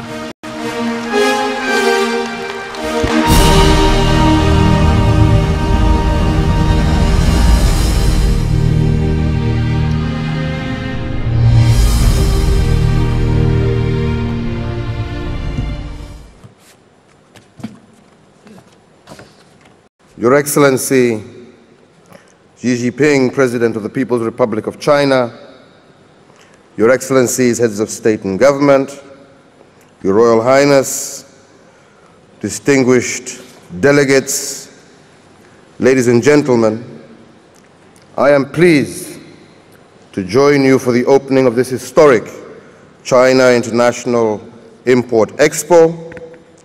And let me start by expressing my appreciation to you, Your Excellency, and the People's Republic of China for the warm welcome accorded to me and my entire delegation since our arrival here in Shanghai. This expo brings together 130 countries and 2,800 enterprises and more than 150,000 buyers who will use this platform as a medium to advance trade interests and build networks for future business partnership. I thank Your Excellency for your commitment to economic cooperation and readiness to open up your market to the rest of the world. This aligns well with the vision of shared prosperity. This expo is a fitting launchpad for growing trade cooperation between China and Africa. It is an important signal to the world that China remains open for business despite the growing wave of trade protectionism. This expo comes at a time when the World Trade Organization is facing unprecedented challenges. And I congratulate you, President Xi, for your leadership in advocating for the strengthening of rule-based global trade. The relationship between Africa in general and Kenya in particular and China dates back to the Silk Road and the expedition of Admiral Zhonghe. In the recent past, this relationship has grown in important ways. Kenya is part of the One Belt, One Road initiative, and China is a key partner that is supporting my administration in building strong foundation for accelerated growth. It is this strong partnership that made the historic standard gauge railway a reality in Kenya. Our natural deep-water seaport of Mombasa is now connected to the hinterland by the standard gauge railway, making transportation of produce from production to markets seamless. And we look forward to a continued partnership that facilitates the extension of the SGR to the rest of the East African region. This will make the transportation of goods and services from East Africa to and from China and the world seamless. While Kenya and the rest of Africa welcomes partnership in all areas, we seek to give priority to trade and investment opportunities. We seek to participate in global trade as a means to grow our industry and technological capacity, to create jobs, and to achieve the continental growth ambitions articulated in the African Union Agenda 2063. And I am delighted that Chinese companies are increasingly growing more confident and taking up opportunities that Africa presents. That is the way to go. Indeed, yesterday, Mr. President, I had the occasion to meet representatives from a number of companies that are in the process of setting up in Kenya. One of these, the Guangdong Silk Tex Group, seeks to start a silk industry in Kenya, right from farming and producing silk to add value and export. This investment will create 300,000 jobs and initiate cocoon farming covering more than 200,000 acres. Such investments offer mutual benefits. They generate jobs, create a value chain, and guarantee favorable returns on investment. Today, China ranks as the #1 trading partner with Kenya, accounting for 17.2% of Kenya's total trade with the world. Between the years 2007 to 2017, total trade between Kenya and China grew more than eightfold, from $471.6 million in 2017 to approximately $4 billion from 471 million in 2007 to $4 billion in 2017. This trade, however, was heavily skewed in favor of China. It is important for us, therefore, to correct the existing trade imbalance to enable a fairer share of the benefits of trade. And for this reason, Kenya, and indeed Africa, welcome this expo as an important step towards closing the gap of this imbalance. I am happy to inform you that I am accompanied by a business delegation of more than 100 persons seeking to tap into the opportunities presented by this expo. We have brought some of Kenya's best products to this expo, and I invite you all to our pavilion to sample some of our fruits, vegetables, and our world-renowned coffee and tea, as well as some of our crafts. Your Excellency, allow me to share a few suggestions on how I believe we can boost Sino-Africa trade and embrace a win-win framework where the benefits of international trade are shared between China and Africa. Africa needs a reduction or an elimination of tariffs to enable access of our products into your market. We would like to propose an initiative that is designed to give preferential access to Africa goods as a means to stimulate the growth of Africa's export industries, and such an initiative could begin with a few pilot cases. To facilitate increased exports for African agricultural products, China may consider providing technical assistance to sanitary and phytosanitary institutions in Africa to enable these countries comply with Chinese SPS standards and other international requirements. China could also support trade promotion initiatives aimed at exposing African exporters to the Chinese market. This will allow for business networking, enable African countries to showcase and demonstrate the latest products and services, and also enable them to meet with industry partners and customers. And in this context, I am pleased to confirm that my delegation will participate in the International Horticultural Exhibition that will take place in Beijing from the 29th of April to the 7th of October 2019. One of Africa's greatest assets is its biodiversity. A deliberate effort should be made to encourage increased tourism by Chinese nationals to the continent's numerous holiday destinations. Besides leisure, tourism offers opportunity for cultural exchanges between our peoples and will be a tangible quick win that is mutually beneficial for our trading relations. We would like to see more Chinese firms manufacturing in Africa and exporting to the rest of the world. And I'm very pleased to acknowledge and appreciate the more than 200 Chinese companies who already have investments in Kenya. I would like to encourage more firms to establish joint ventures with Kenyan entrepreneurs and to increase the content of locally produced goods and services in their projects and industries. As I conclude, I wish to thank China for its strong and growing support to Kenya. I wish to assure you and all the Chinese people that Kenya is open and safe for business and investment.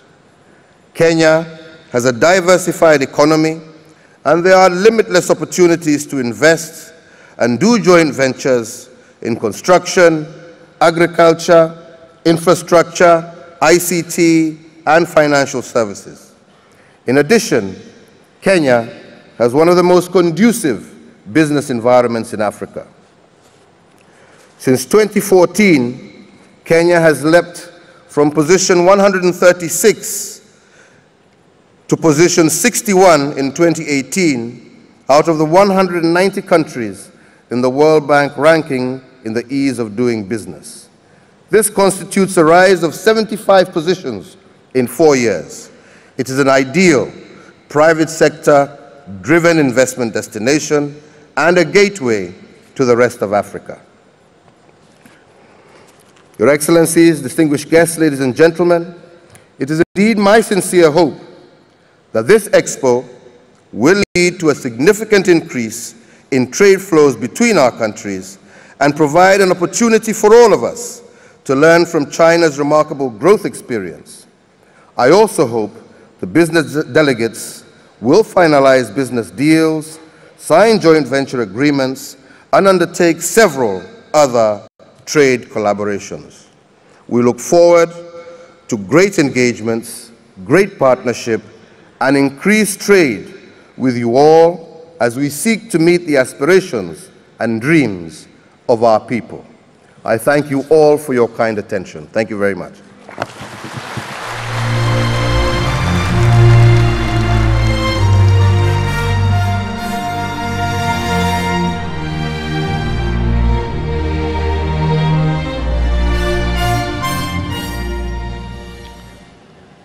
Thank you, President Kenyatta. I now recognize Prime Minister Mustafa Madbuli of Egypt.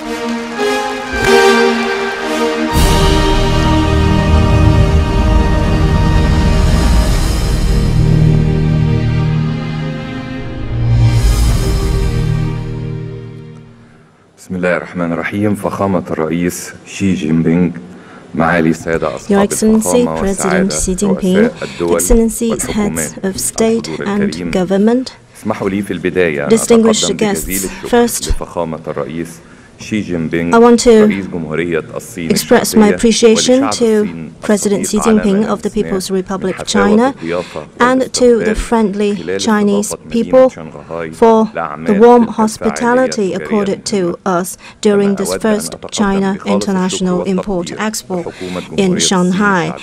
I also want to thank the Chinese government for inviting Egypt to the Expo as a guest of honor.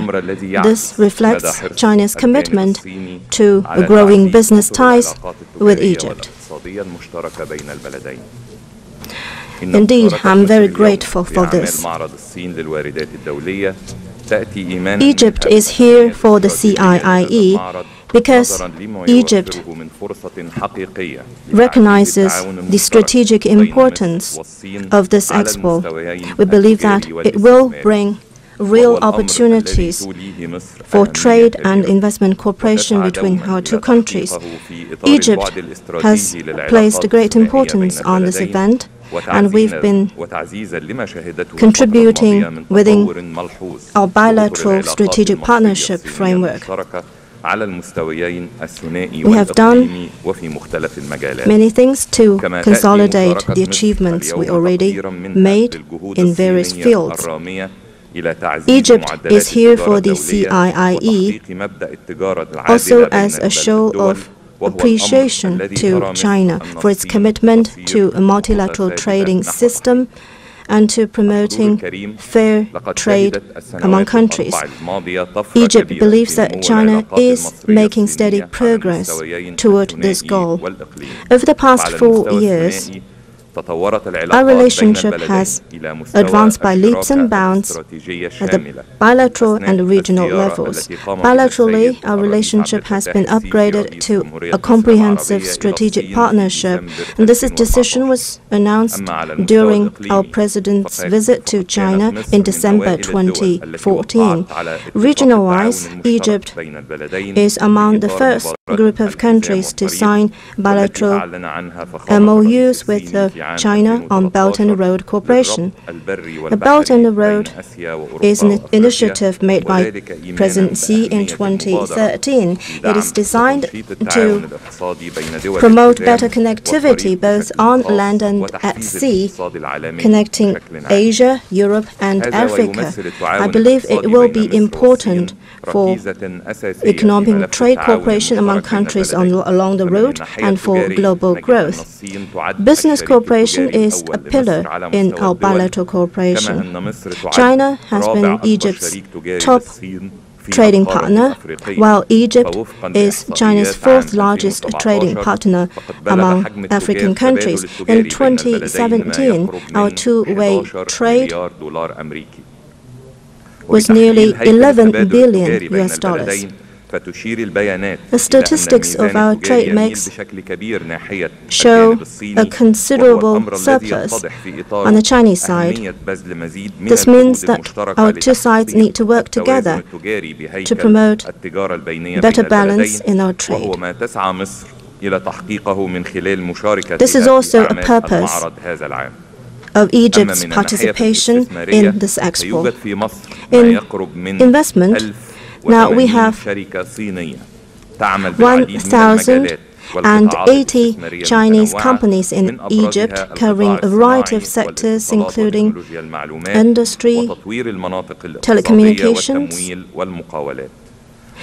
the development of economic zones, finance and contract of projects. Driven by our desire for closer investment cooperation within the framework of Belt and Road Initiative and the Comprehensive Strategic Partnership, we have signed an agreement on production capacity cooperation. This is an important mechanism for our investment cooperation because it provides the ways and means for our investment in priority areas. Egypt takes very seriously this mechanism, and we will work with China on the projects already agreed upon within this framework. Bilateral investment cooperation has played an important role in our respective sustainable development. Egypt also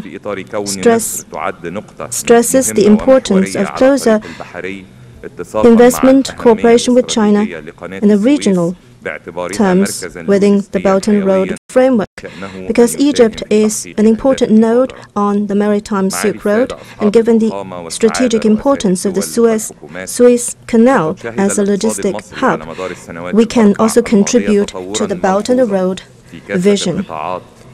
Excellencies, distinguished guests, over the past 4 years, Egypt has made notable progress in many areas. This should be contributed to the economic development agenda adopted by the Egyptian government and the Egypt 2030 comprehensive strategy.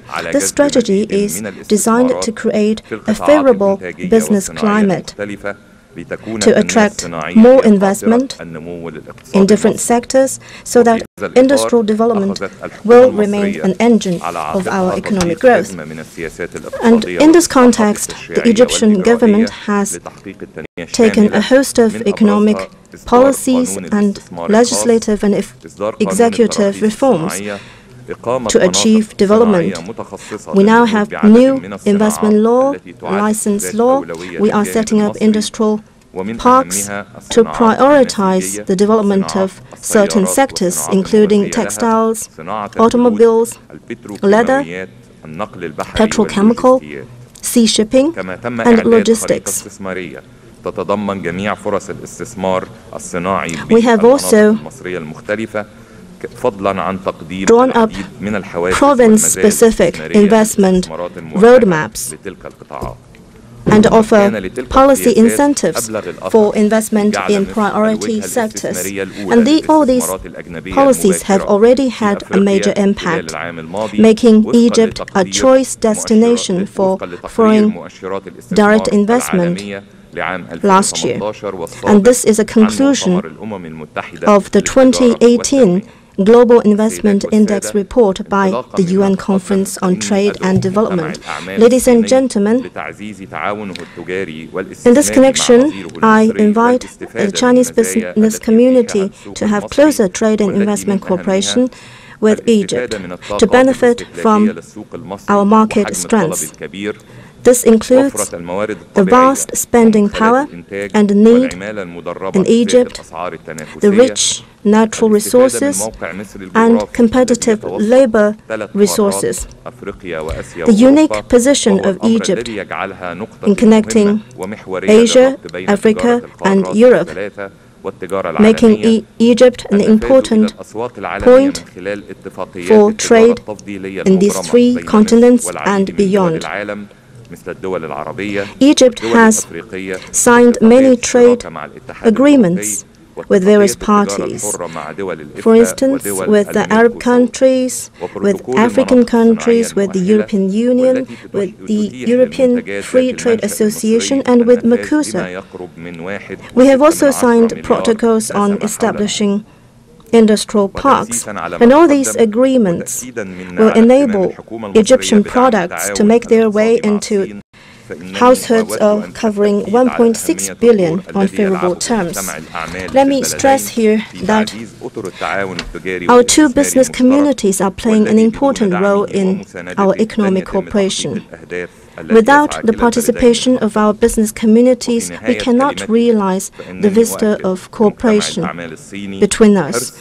So, in conclusion, I want to stress to the Chinese business community that the Egyptian government is committed to having closer investment and trade cooperation. In various areas, we will provide all the necessary support to the Chinese companies and remove all the standing obstacles in trade and investment. I want to invite delegations to our national pavilion. We have presented the proud products of 37 Egyptian companies in textile, medical devices, handicrafts, agricultural products, and food. We also have a sculpture of the National Bank of Egypt. And finally, I want to once again thank the Chinese leader, the government and people, and for your hospitality and for your wonderful organization. I wish this event a great success. Thank you. I wish all the countries represented here continued progress, development, and prosperity. Thank you.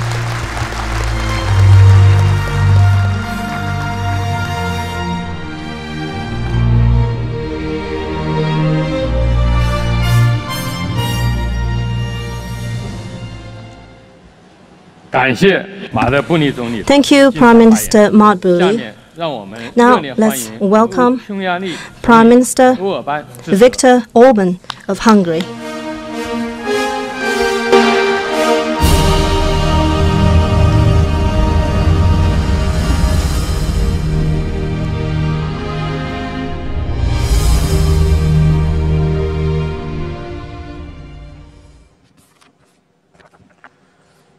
Distinguished Mr. President, Excellencies, dear colleagues, first of all, I would like to take this opportunity to express my appreciation to President Xi for the invitation extended to Hungary to take part as a guest of honor on the first ever China International Import Expo in this great city of Shanghai. While looking at the precious list of invitees, you can raise the questions how it comes that a small landlocked country from Central Europe is involved in a list full of giants. And the answer is Central Europe. Hungary represents more than herself. When you hear our voice, you hear the voice of our region, a region which has recently become the growth engine of Europe. Economic and social policies in Central European region, representing common sense, have ensured that the countries here were able to preserve their national, political and cultural identity even under the pressure of massive illegal migration, the phenomenon you are surely well aware of. We ended up in a situation that the growth rate of this region is 2 times higher compared to the continental average, and having the trends in mind, it is a matter of a broad consensus that this region will definitely be the source of the future European growth as well. We understand these developments have been realized by China while creating the 16+1 China-Central European cooperation format. 16 countries located in Central Europe, representing quite a considerable grouping, even from the perspective of the giants. We were honored to host the summit last year, and we are committed to remain strong promoters of this platform. These days, the governors of the central banks of the countries involved are gathering in Budapest for the first time ever meeting, while the 16+1 Customs Cooperation Center to simplify and accelerate trade within each other has been under preparation by us as well. Mr. President, Hungary has always been a supporter of the most possibly free and fair global trade network, and we have always been supporters of the Euro-Asian cooperation. That is why we are absolutely interested in the success of the One Belt, One Road initiative, and that is why we were the first European country to sign the bilateral cooperation agreement about its implementation. Our economies are very open. The performance of our national economies is highly determined by the external factors, the flow of capital into our countries, the dynamism of investments carried out by international companies, and the trend of export. Based on this fact, we highly value the presence of Chinese companies in Hungary. We are proud of the fact that the Bank of China located its regional headquarters to Budapest and operates there one of its European RMB clearing centers. Huawei is managing its European distribution activities from Hungary. BYD has established its first European factory in Hungary. Vanhua operates a huge chemical plant, while Johnson Electric, Yangfeng, and Westcast become more and more important players of our automotive industry. These Chinese companies have contributed to achieve basically full employment on the Hungarian labor market and had a significant role in helping our national economy to stay in the 4+% GDP growth rate path on the long term. We are also proud to have the highest export figures from our region to China. The products of our mechanical, pharmaceutical, and food industries gain more and more shares on the Chinese market. Following last year's all-time export record, we have been witnessing another 18% increase in our trade so far this year.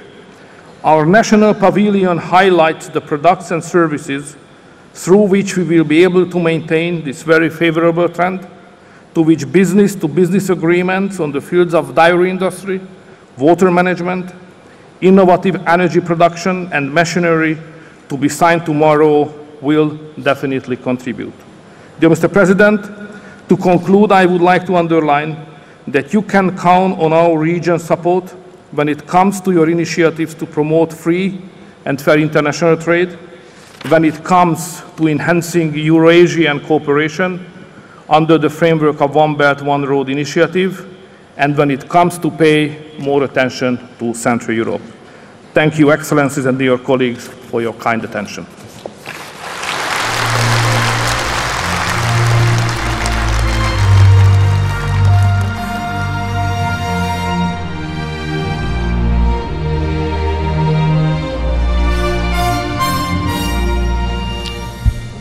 Thank you, Prime Minister Orban. And now let's welcome Prime Minister Imran Khan of Pakistan.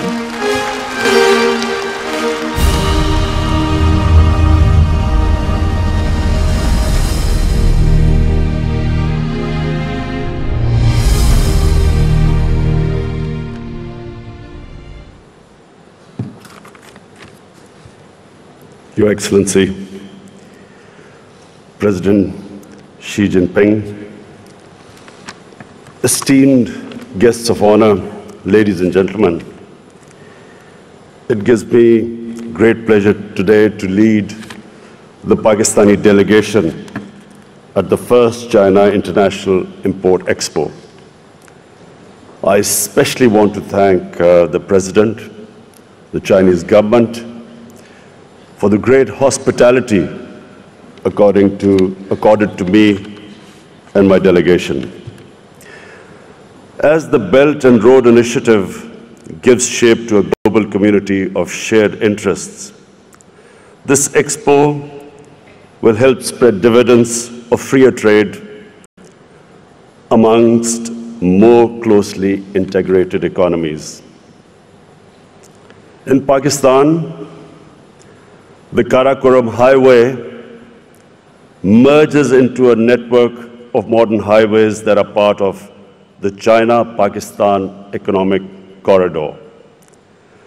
These take you to the deep-sea port of Gwadar, the point where the belt and road converge, and this impacts not only Pakistan, but has an impact on all the economies of the entire region. CPEC shall cut distances and costs. bringing much-needed resources to producers and new products to consumers. CPEC is a mechanism to forge even closer connectivity between the Middle East and China and between Central and South Asia. It is opening fresh investment avenues, new markets, new vistas. My party, the Tehreek-e-Insaf, or PTI, campaigned during the last election for change. And now, since we've been in power, we are initiating deep and meaningful reforms impacting all sectors and every aspect of governance. We are committed to improving our frameworks of transparency and accountability, leveraging technology for seamless, smart solutions for business and governance. We in Pakistan are blessed with an abundant array of resources ranging from minerals to fertile land to wealth of renewables, and the most diverse landscape with 12 climatic zones. Our industry is already producing high-end textiles, sports goods, engineering goods, IT services, and medical technologies, including surgical instruments. But by far, our greatest and most promising resource is human. We have 100 million Pakistanis below the age of 35, a young, vibrant population. And the Naya or New Pakistan will be more conducive and more competitive place for transacting business. At a time when the international trade system is under attack, when unilateral commercial benefits are being sought aggressively by some, when protectionism is on the rise, we take great comfort in President Xi's courageous statement, and I quote, "The doors of China's opening up will never shut, but will only open ever wider." Thank you.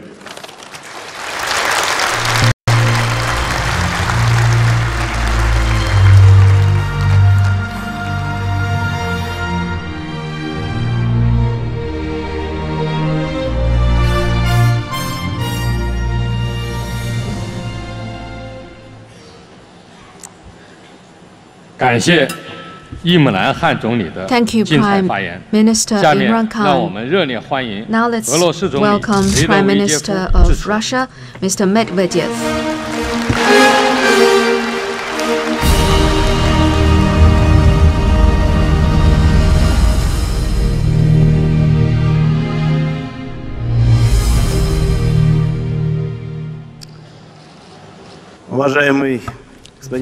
Your Excellency, President Xi Jinping, heads of states and governments, ladies and gentlemen, dear friends, on behalf of the Russian Federation, I would like to welcome all those gathered here at the opening ceremony of the first China International Import Expo. This is truly a major event. The representatives of 130 countries have come to Shanghai in order to showcase their economic opportunities and to discuss the prospects of international trade.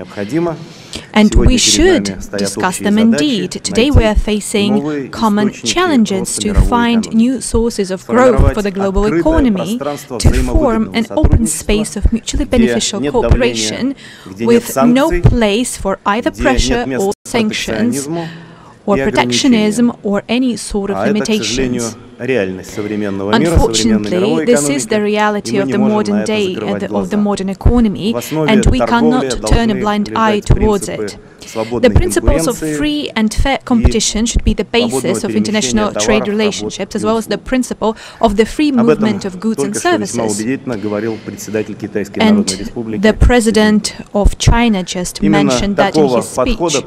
This is the approach that Russia and the People's Republic of China hold, and China is one of our most important partners. We appreciate that our Chinese colleagues seek to build long-term partnership and create long-term trade relations, which will be of benefit to all the stakeholders.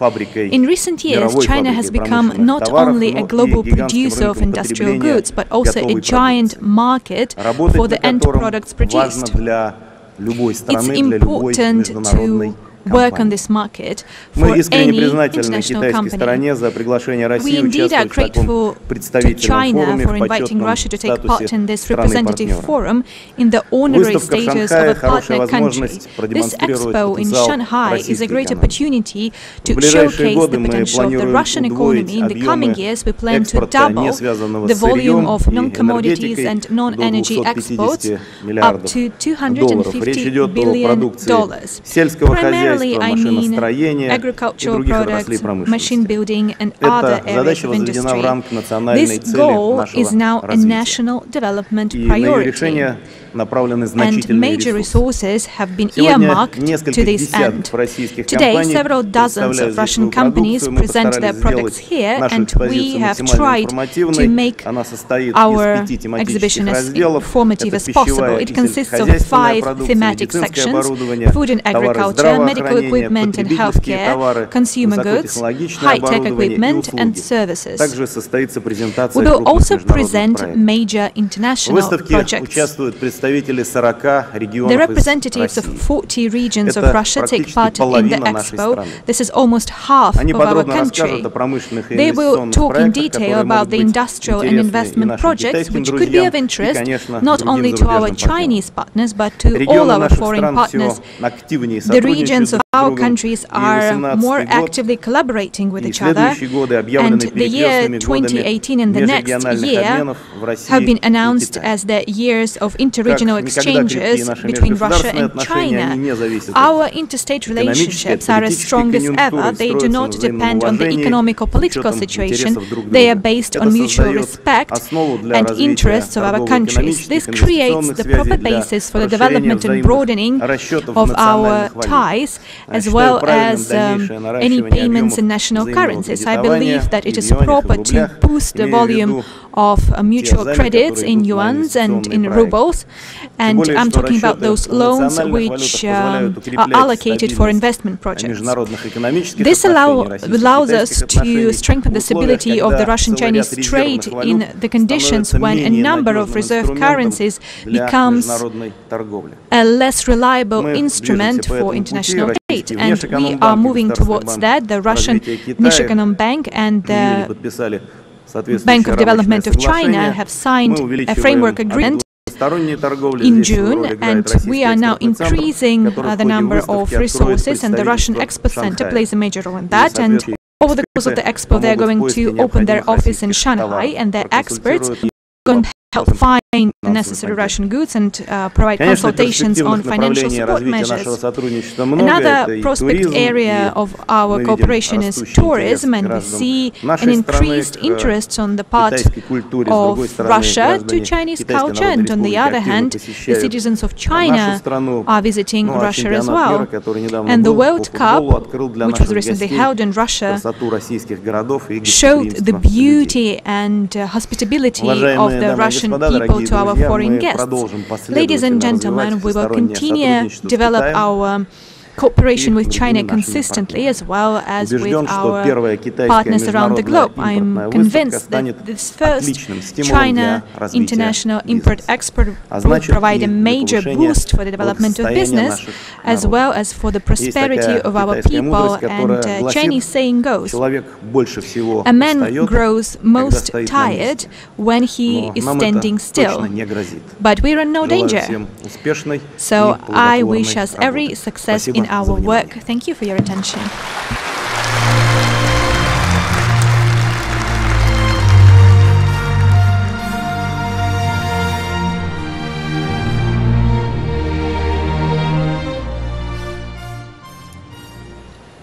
Thank you, Prime Minister Medvedev, for your remarks. Now let us welcome Prime Minister of Vietnam, Nguyen Tuan Phuc.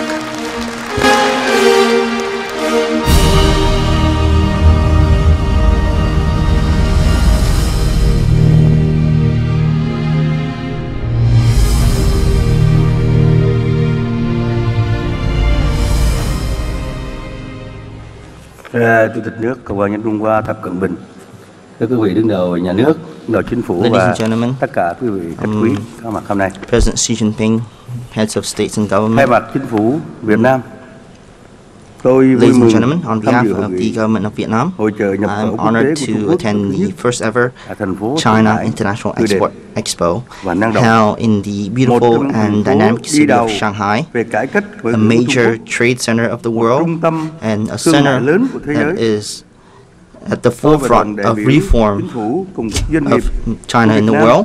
And trân right trọng now, cảm ơn ngài chủ tịch.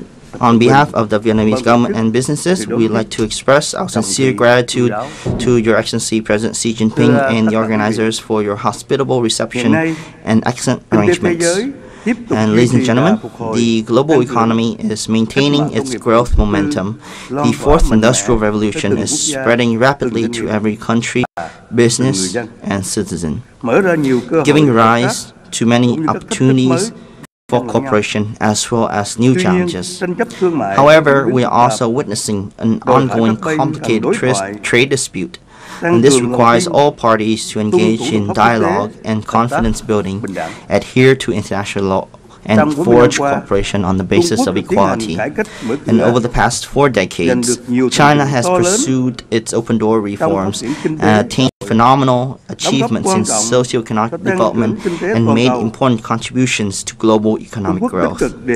China has also actively proposed and implemented a wide range of cooperation initiatives to advance economic linkages and regional connectivity and to address challenges in regional and global economic growth. China has become the second largest economy in the world right now, with strong growth momentums. We appreciate very highly the organization of the first China International Import Expo, which embodies the philosophy of win-win and mutually beneficial cooperation, promotes economic and trade cooperation, and is a strong driver for regional and global economic growth.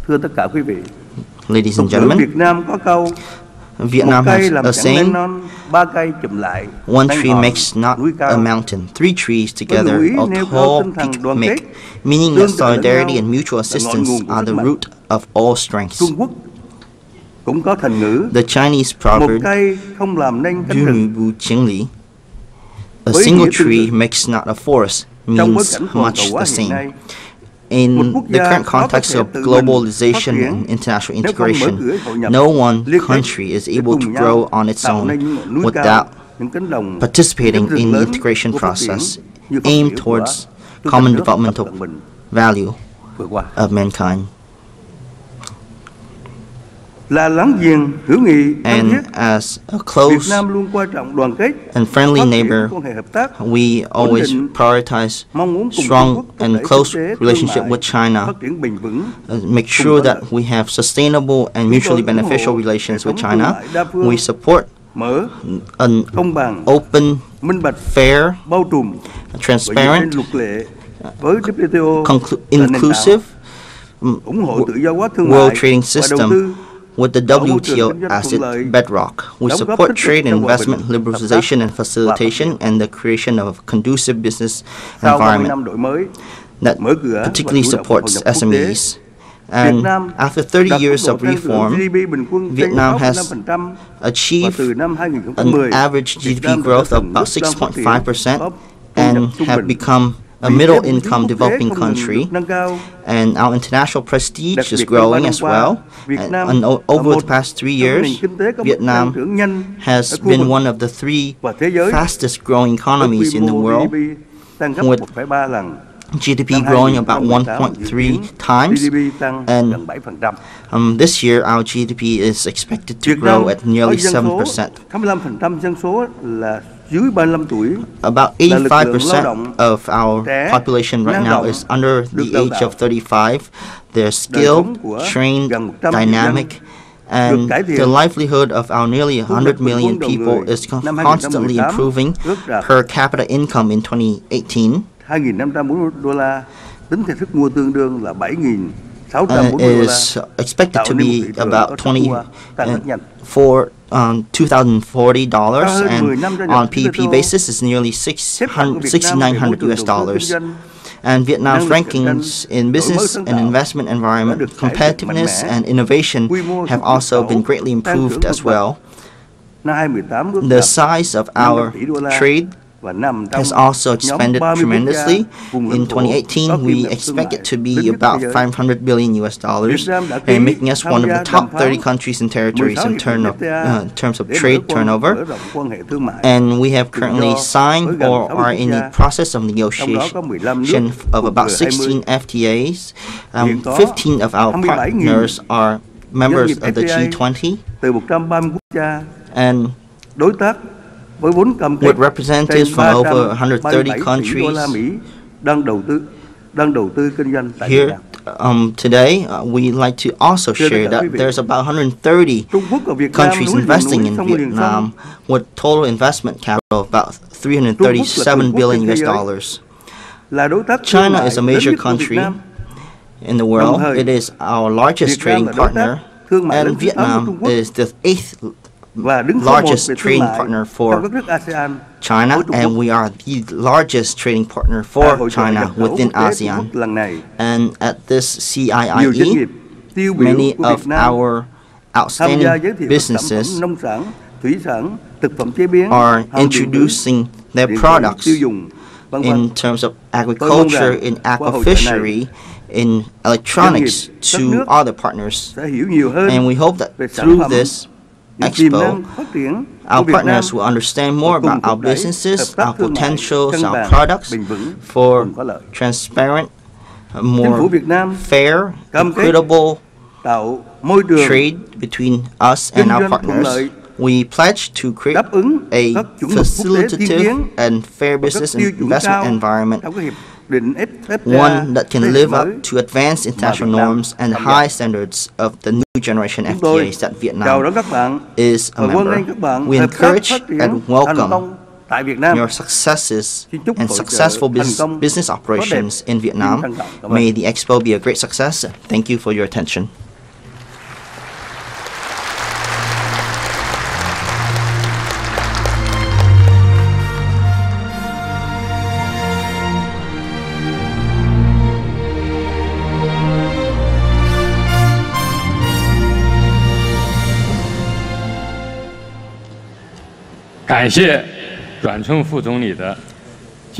Thank you, Prime Minister Wen Kuan-fu.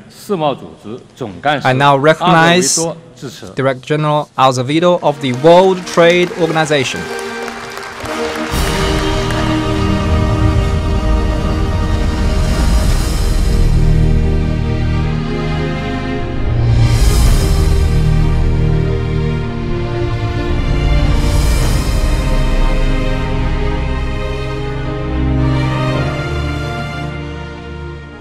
Mr. President, Excellencies, ladies and gentlemen, I'm honored to be with you here today and to help launch the China International Import Expo. And at the outset, I would like to thank President Xi for his leadership in organizing this event, and more broadly for his vocal support of multilateral institutions and their importance in the global economy. This first China International Import Expo sends a clear message about China's growing role in global trade. This is particularly notable as we mark the 40th anniversary of China's first steps on the journey to reform and opening up. And that journey led China to become a member of the WTO and to China's strong commitment to our work today. The country is now increasingly active in the WTO in many ways, including helping other developing and least developed countries to join and benefit from the trading system through a number of support programs in the WTO. And this commitment and engagement is very welcome. And I think the Expo also sends another very important and welcome message, and that is about the importance of imports. It reminds us of the essential truth that trade is not a zero-sum game, where exports are good and imports are bad. In fact, imports mean greater choice for consumers at lower prices. They mean you can focus on producing those goods where you have a competitive advantage. And they mean having a more competitive and more efficient economy. And increasingly, imports mean inputs for your own products, which will themselves then be exported. This is the reality of global trade today. Around 2/3 of all exports around the world contain imported components. And it is precisely this greater openness and economic integration which has helped to fuel growth, job creation, and development in the modern world. It has lifted hundreds of millions out of poverty and created prosperity for many more. And continuing this process is in everyone's interest. This is why the World Trade Organization is so important. The organization provides the framework of rules and practices that underpin 98% of global trade today. It provides the very foundations on which greater economic openness and integration are built. We must work together now to strengthen those foundations, and this means working to fight protectionism and to ease the tensions that we are seeing in global trade relations. And it means ensuring that the trading system is ready to meet the challenges of today and tomorrow, including responding to the fourth industrial revolution. And I look forward to China's continued support in those efforts and your continued support and commitment to trade liberalization and the multilateral trading system. Working together, we can ensure that we play our full part in creating global prosperity and the brighter economic future that we all want to see. Thank you.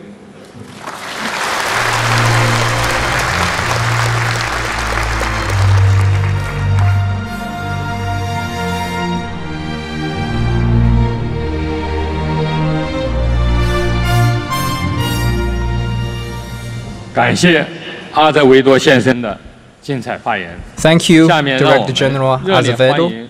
I now recognize Managing Director Christine Lagarde of the IMF.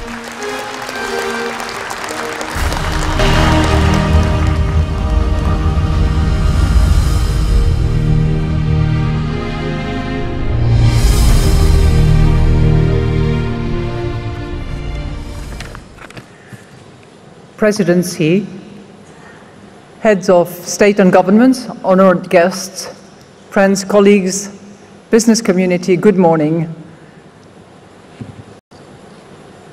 Zhao Chuanho.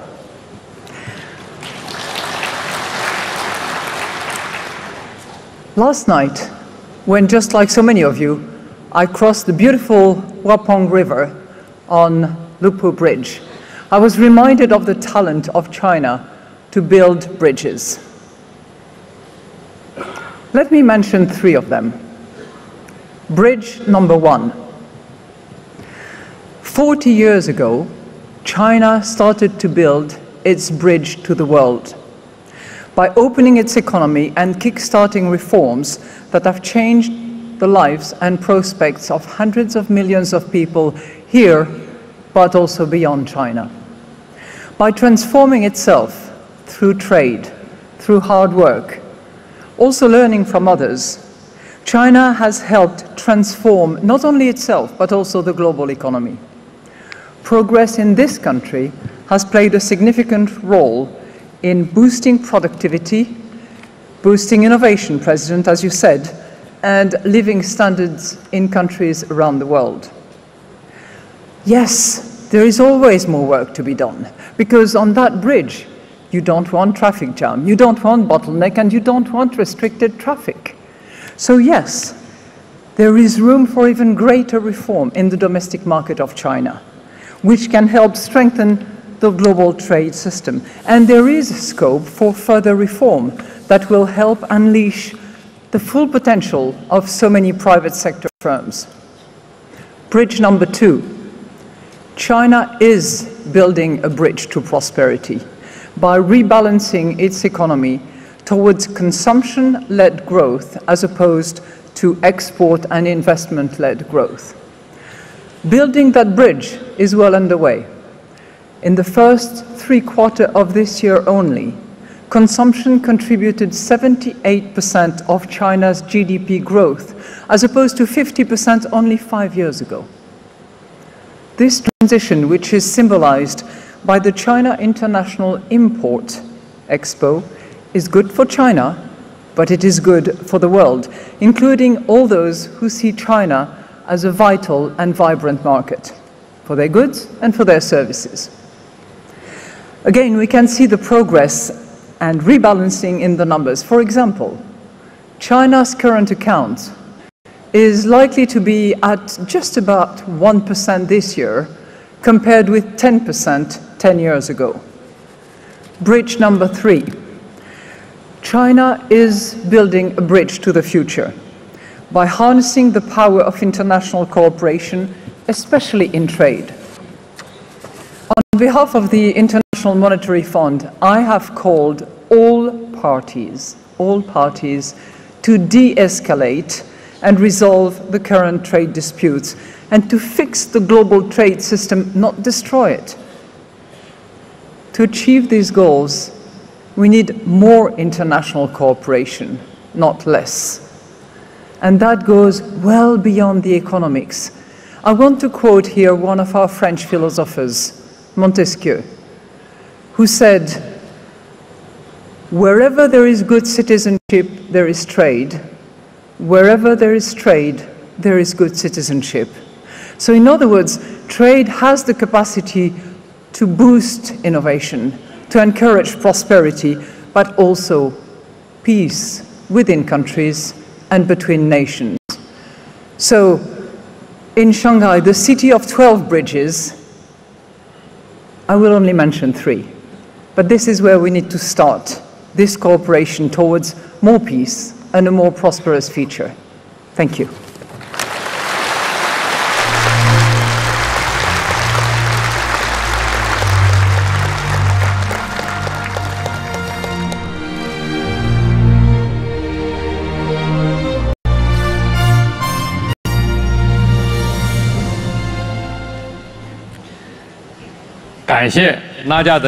Thank you, Madame Lagarde. Now let's welcome President Jim Yong Kim of the World Bank.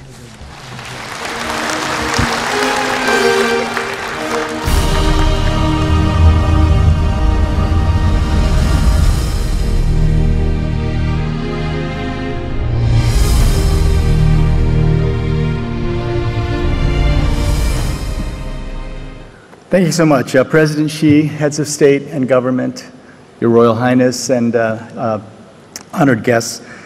It's a great honor for me to be here at the China International Import Expo.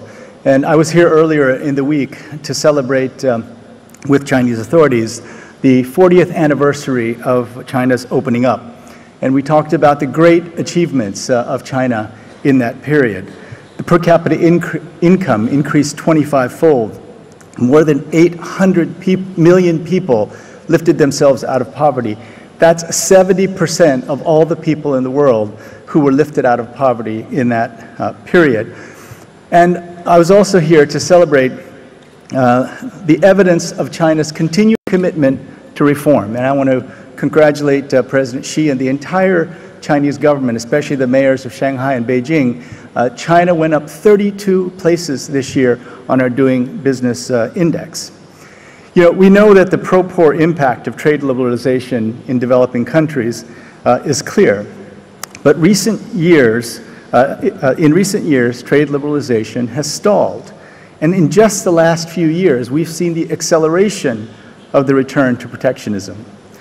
The escalation of tariffs will negatively affect the entire global growth outlook and slow down the pace of poverty reduction at a time when we can least afford it. A reversal of trade openness would hurt many poor households in both developing and developed countries, and protectionist trade policies can cause a chain reaction as more countries adopt similar measures. The global recovery is built on investment, and there's a real danger that businesses will decide to wait for more clarity before engaging in new projects. Recent World Bank analysis shows that in a scenario where investor confidence is shaken and investments drop, every country will feel the negative effects. We need to continue to support trade reforms that can deliver greater shared prosperity.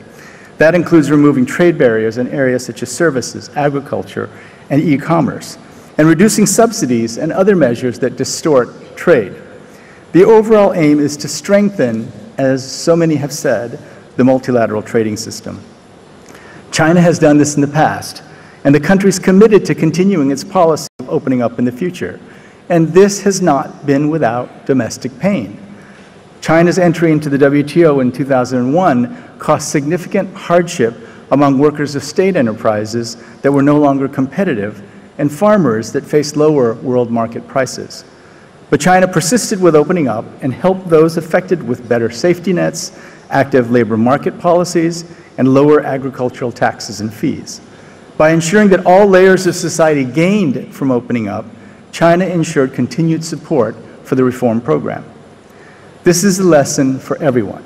Within countries, policy packages should ensure that trade gains are shared widely.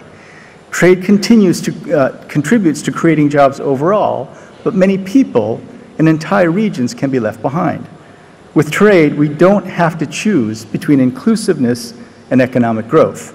When we're working to boost and invigorate trade, those workers and those communities that aren't benefiting from globalization need to be at the front of our minds. Part of this is because the debate about embracing market forces is over.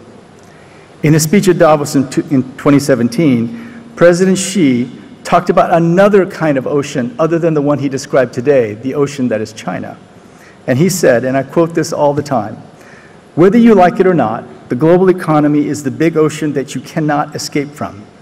Any attempt to cut off the flow of capital, technology, products, industries, and people between economies and channel the waters in the ocean back into isolated lakes and creeks is simply not possible." For us, the challenge is to put every country in a position where it can swim in this ocean, where its people have the human capital to compete, and countries have the institutions that make their economies resilient, competitive, and caring. For the international community, here today, I just want to recount briefly a trip that I made just over the last 2 days. I visited Guizhou, and I was specifically taken to Guizhou by the Ministry of Finance because it's one of the poorest provinces in China. Just 5 years ago, the poverty rate was 30%.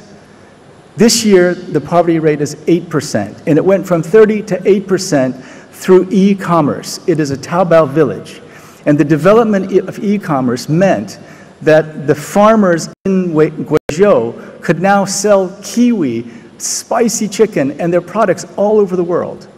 So increasing access to global markets, increasing access to capital, led to a drop in poverty from 30% to 8%.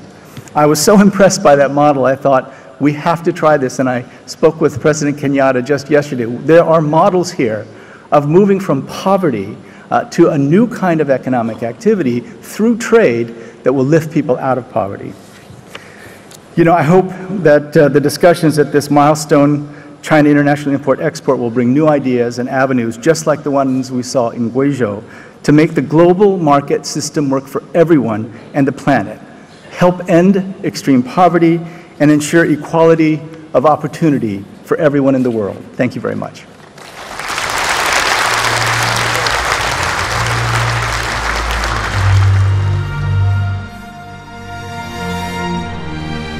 All right, that was 10 leaders from different countries and organizations addressing the CIIE opening ceremony. President Xi made the opening keynote speech calling for open, inclusive, and free trade, also saying that China would never stop opening up its door. The president reviewed some of the achievements made during its 40 years of reform and opening up, and also made some new announcements, including plans to boost import potential, further reduce tariffs, also broadening market access, improve business environment, test run free trade area with Hainan as an example, and last but not least, promote bilateral and multilateral FTA. So a lot to unpack. Let me bring in my guests, Mr. Spears and Mr. He, to put things into perspective for all of us. Your reaction first, Mr. Spears. Well, I think it's a great step on the journey forward. In reality, we spoke about the innovation. If you don't innovate, you die. And the more you innovate, the more you succeed. But also I think the message from President Xi was actually a big message to the people, primarily encouraging them to be more innovative, to be more understanding of each other, and to just improve their lives. What stand out to you the most? Because there were some specific announcements being made. For example, the Shanghai stock exchanges will set up a new tech and innovation market. It will test run the stock issuance registration system. Stuff like that being made from the speech. What leaves you the biggest impression? I think President Xi Jinping, his speech lifted the significance of CIIE significantly from a normal trade fair to the strategic level of China's obligation and contribution to global trade system. Apart from adhering to the global free trade system and working together by all nations, he especially specified on technology advances as new momentum for future growth. Especially we are faced with the fourth industrial revolution and highlighted by artificial intelligence and also by digital economy and by nanotechnology. So this shows that the CIIE is far beyond just buying something food or cosmetics, but the future of China's growth and the world growth based on innovation, not only for China but also for the world. For this purpose, the free trade flow of technology, services, modern models, and solutions will be necessary. So he called for the global cooperation for free trade system on the basis of innovation and technology advancement. All right, we want to run some sound bites of President Xi's speech to give you a recap. So President Xi has called on all countries to stand up against protectionism and unilateralism. He said bilateral and multilateral cooperation are important for enhancing economic connectivity. Take a listen to this. 各国应该坚持开放的政策取向。 Countries need to pursue an open policy, explicitly oppose protectionism and unilateralism, and strive to enhance the level of opening up at both multilateral and bilateral levels, so that we could make our economies interconnected and build an open world economy. We need to improve macroeconomic coordination and reduce negative spillovers of national policies to jointly promote global growth. We need to establish a set of global economic and trade rules that is fair, reasonable, and transparent, and promote trade and investment liberalization and facilitation to make the global economy more open through greater exchanges and integration. All right, that was President's remark on China's opening up efforts. He also said in his speech that China will, in the next 15 years, keep import goods and services worth roughly about $30 trillion US and $10 trillion US. Those are massive amounts. What do you make of all this? I think to think of trillions is just phenomenal, really. As I say, it's a journey. It's continuing, and President Xi is right. The more we can all work together with globalization, the world is so small. the less we work together, the more difficult things become. So the more we work together, the more we consider each other's interests in a way that doesn't be too detrimental to our own, the better trading will be between us. For example, being British, I'm really interested in the UK, obviously, not being too selfish, but in reality the bilateral sort of steps taken between the UK and China now have taken, let's say, it's called the golden era, because we are really truly keen to be entwined with China so we both can win, but also multilateralism, because if we can help each other, we can help other countries as well. For example, with the Belt and Road Initiative, I know it can be vague on occasion because no one really knows exactly what it is, but it's all things to all people, but we can work together on that and all countries can win. That's not only China, UK, other countries, but also those actually on the Belt and Road, and also the, let's say, the maritime interest, like Pakistan there. It's made a big difference to Pakistan. Wonderful. It's like Kenya. With their new port, so it's really a wonderful thing, and it's going to continue. But people must have the right intent with good intent. What about the challenges that might stand in the way for China's continuing efforts to open up? Yes, there are challenges for sure, and domestic and international. The domestic challenges certainly. There will be increased competition from foreign competitors in the China market, both in the consumer and the productive sectors. So the domestic producers will be faced with more pressure to upgrade their technology and their model and competitiveness. That's one. And the second challenge is the government functions. The government has to change their roles and to leave more forces to the market, to the companies. So they have to change what they do and to break away from their past powers. That's a big challenge. The two challenges domestically. And internationally, we are faced with the different diversified economies of the world. We have the highly developed economies of the world, the highly developed and still very poor countries, and landlocked and small island countries. So how to adapt their situations to meet their requirements and help them individually. All right, we are running out of time. We have to go now. Thank you very much for staying with us for the entire special coverage, Mr. Hui Wen and Mr. William Spears. Appreciate your efforts. Now, that does it for our special coverage on the CIIE opening ceremony. Thank you so much for watching. Bye for now.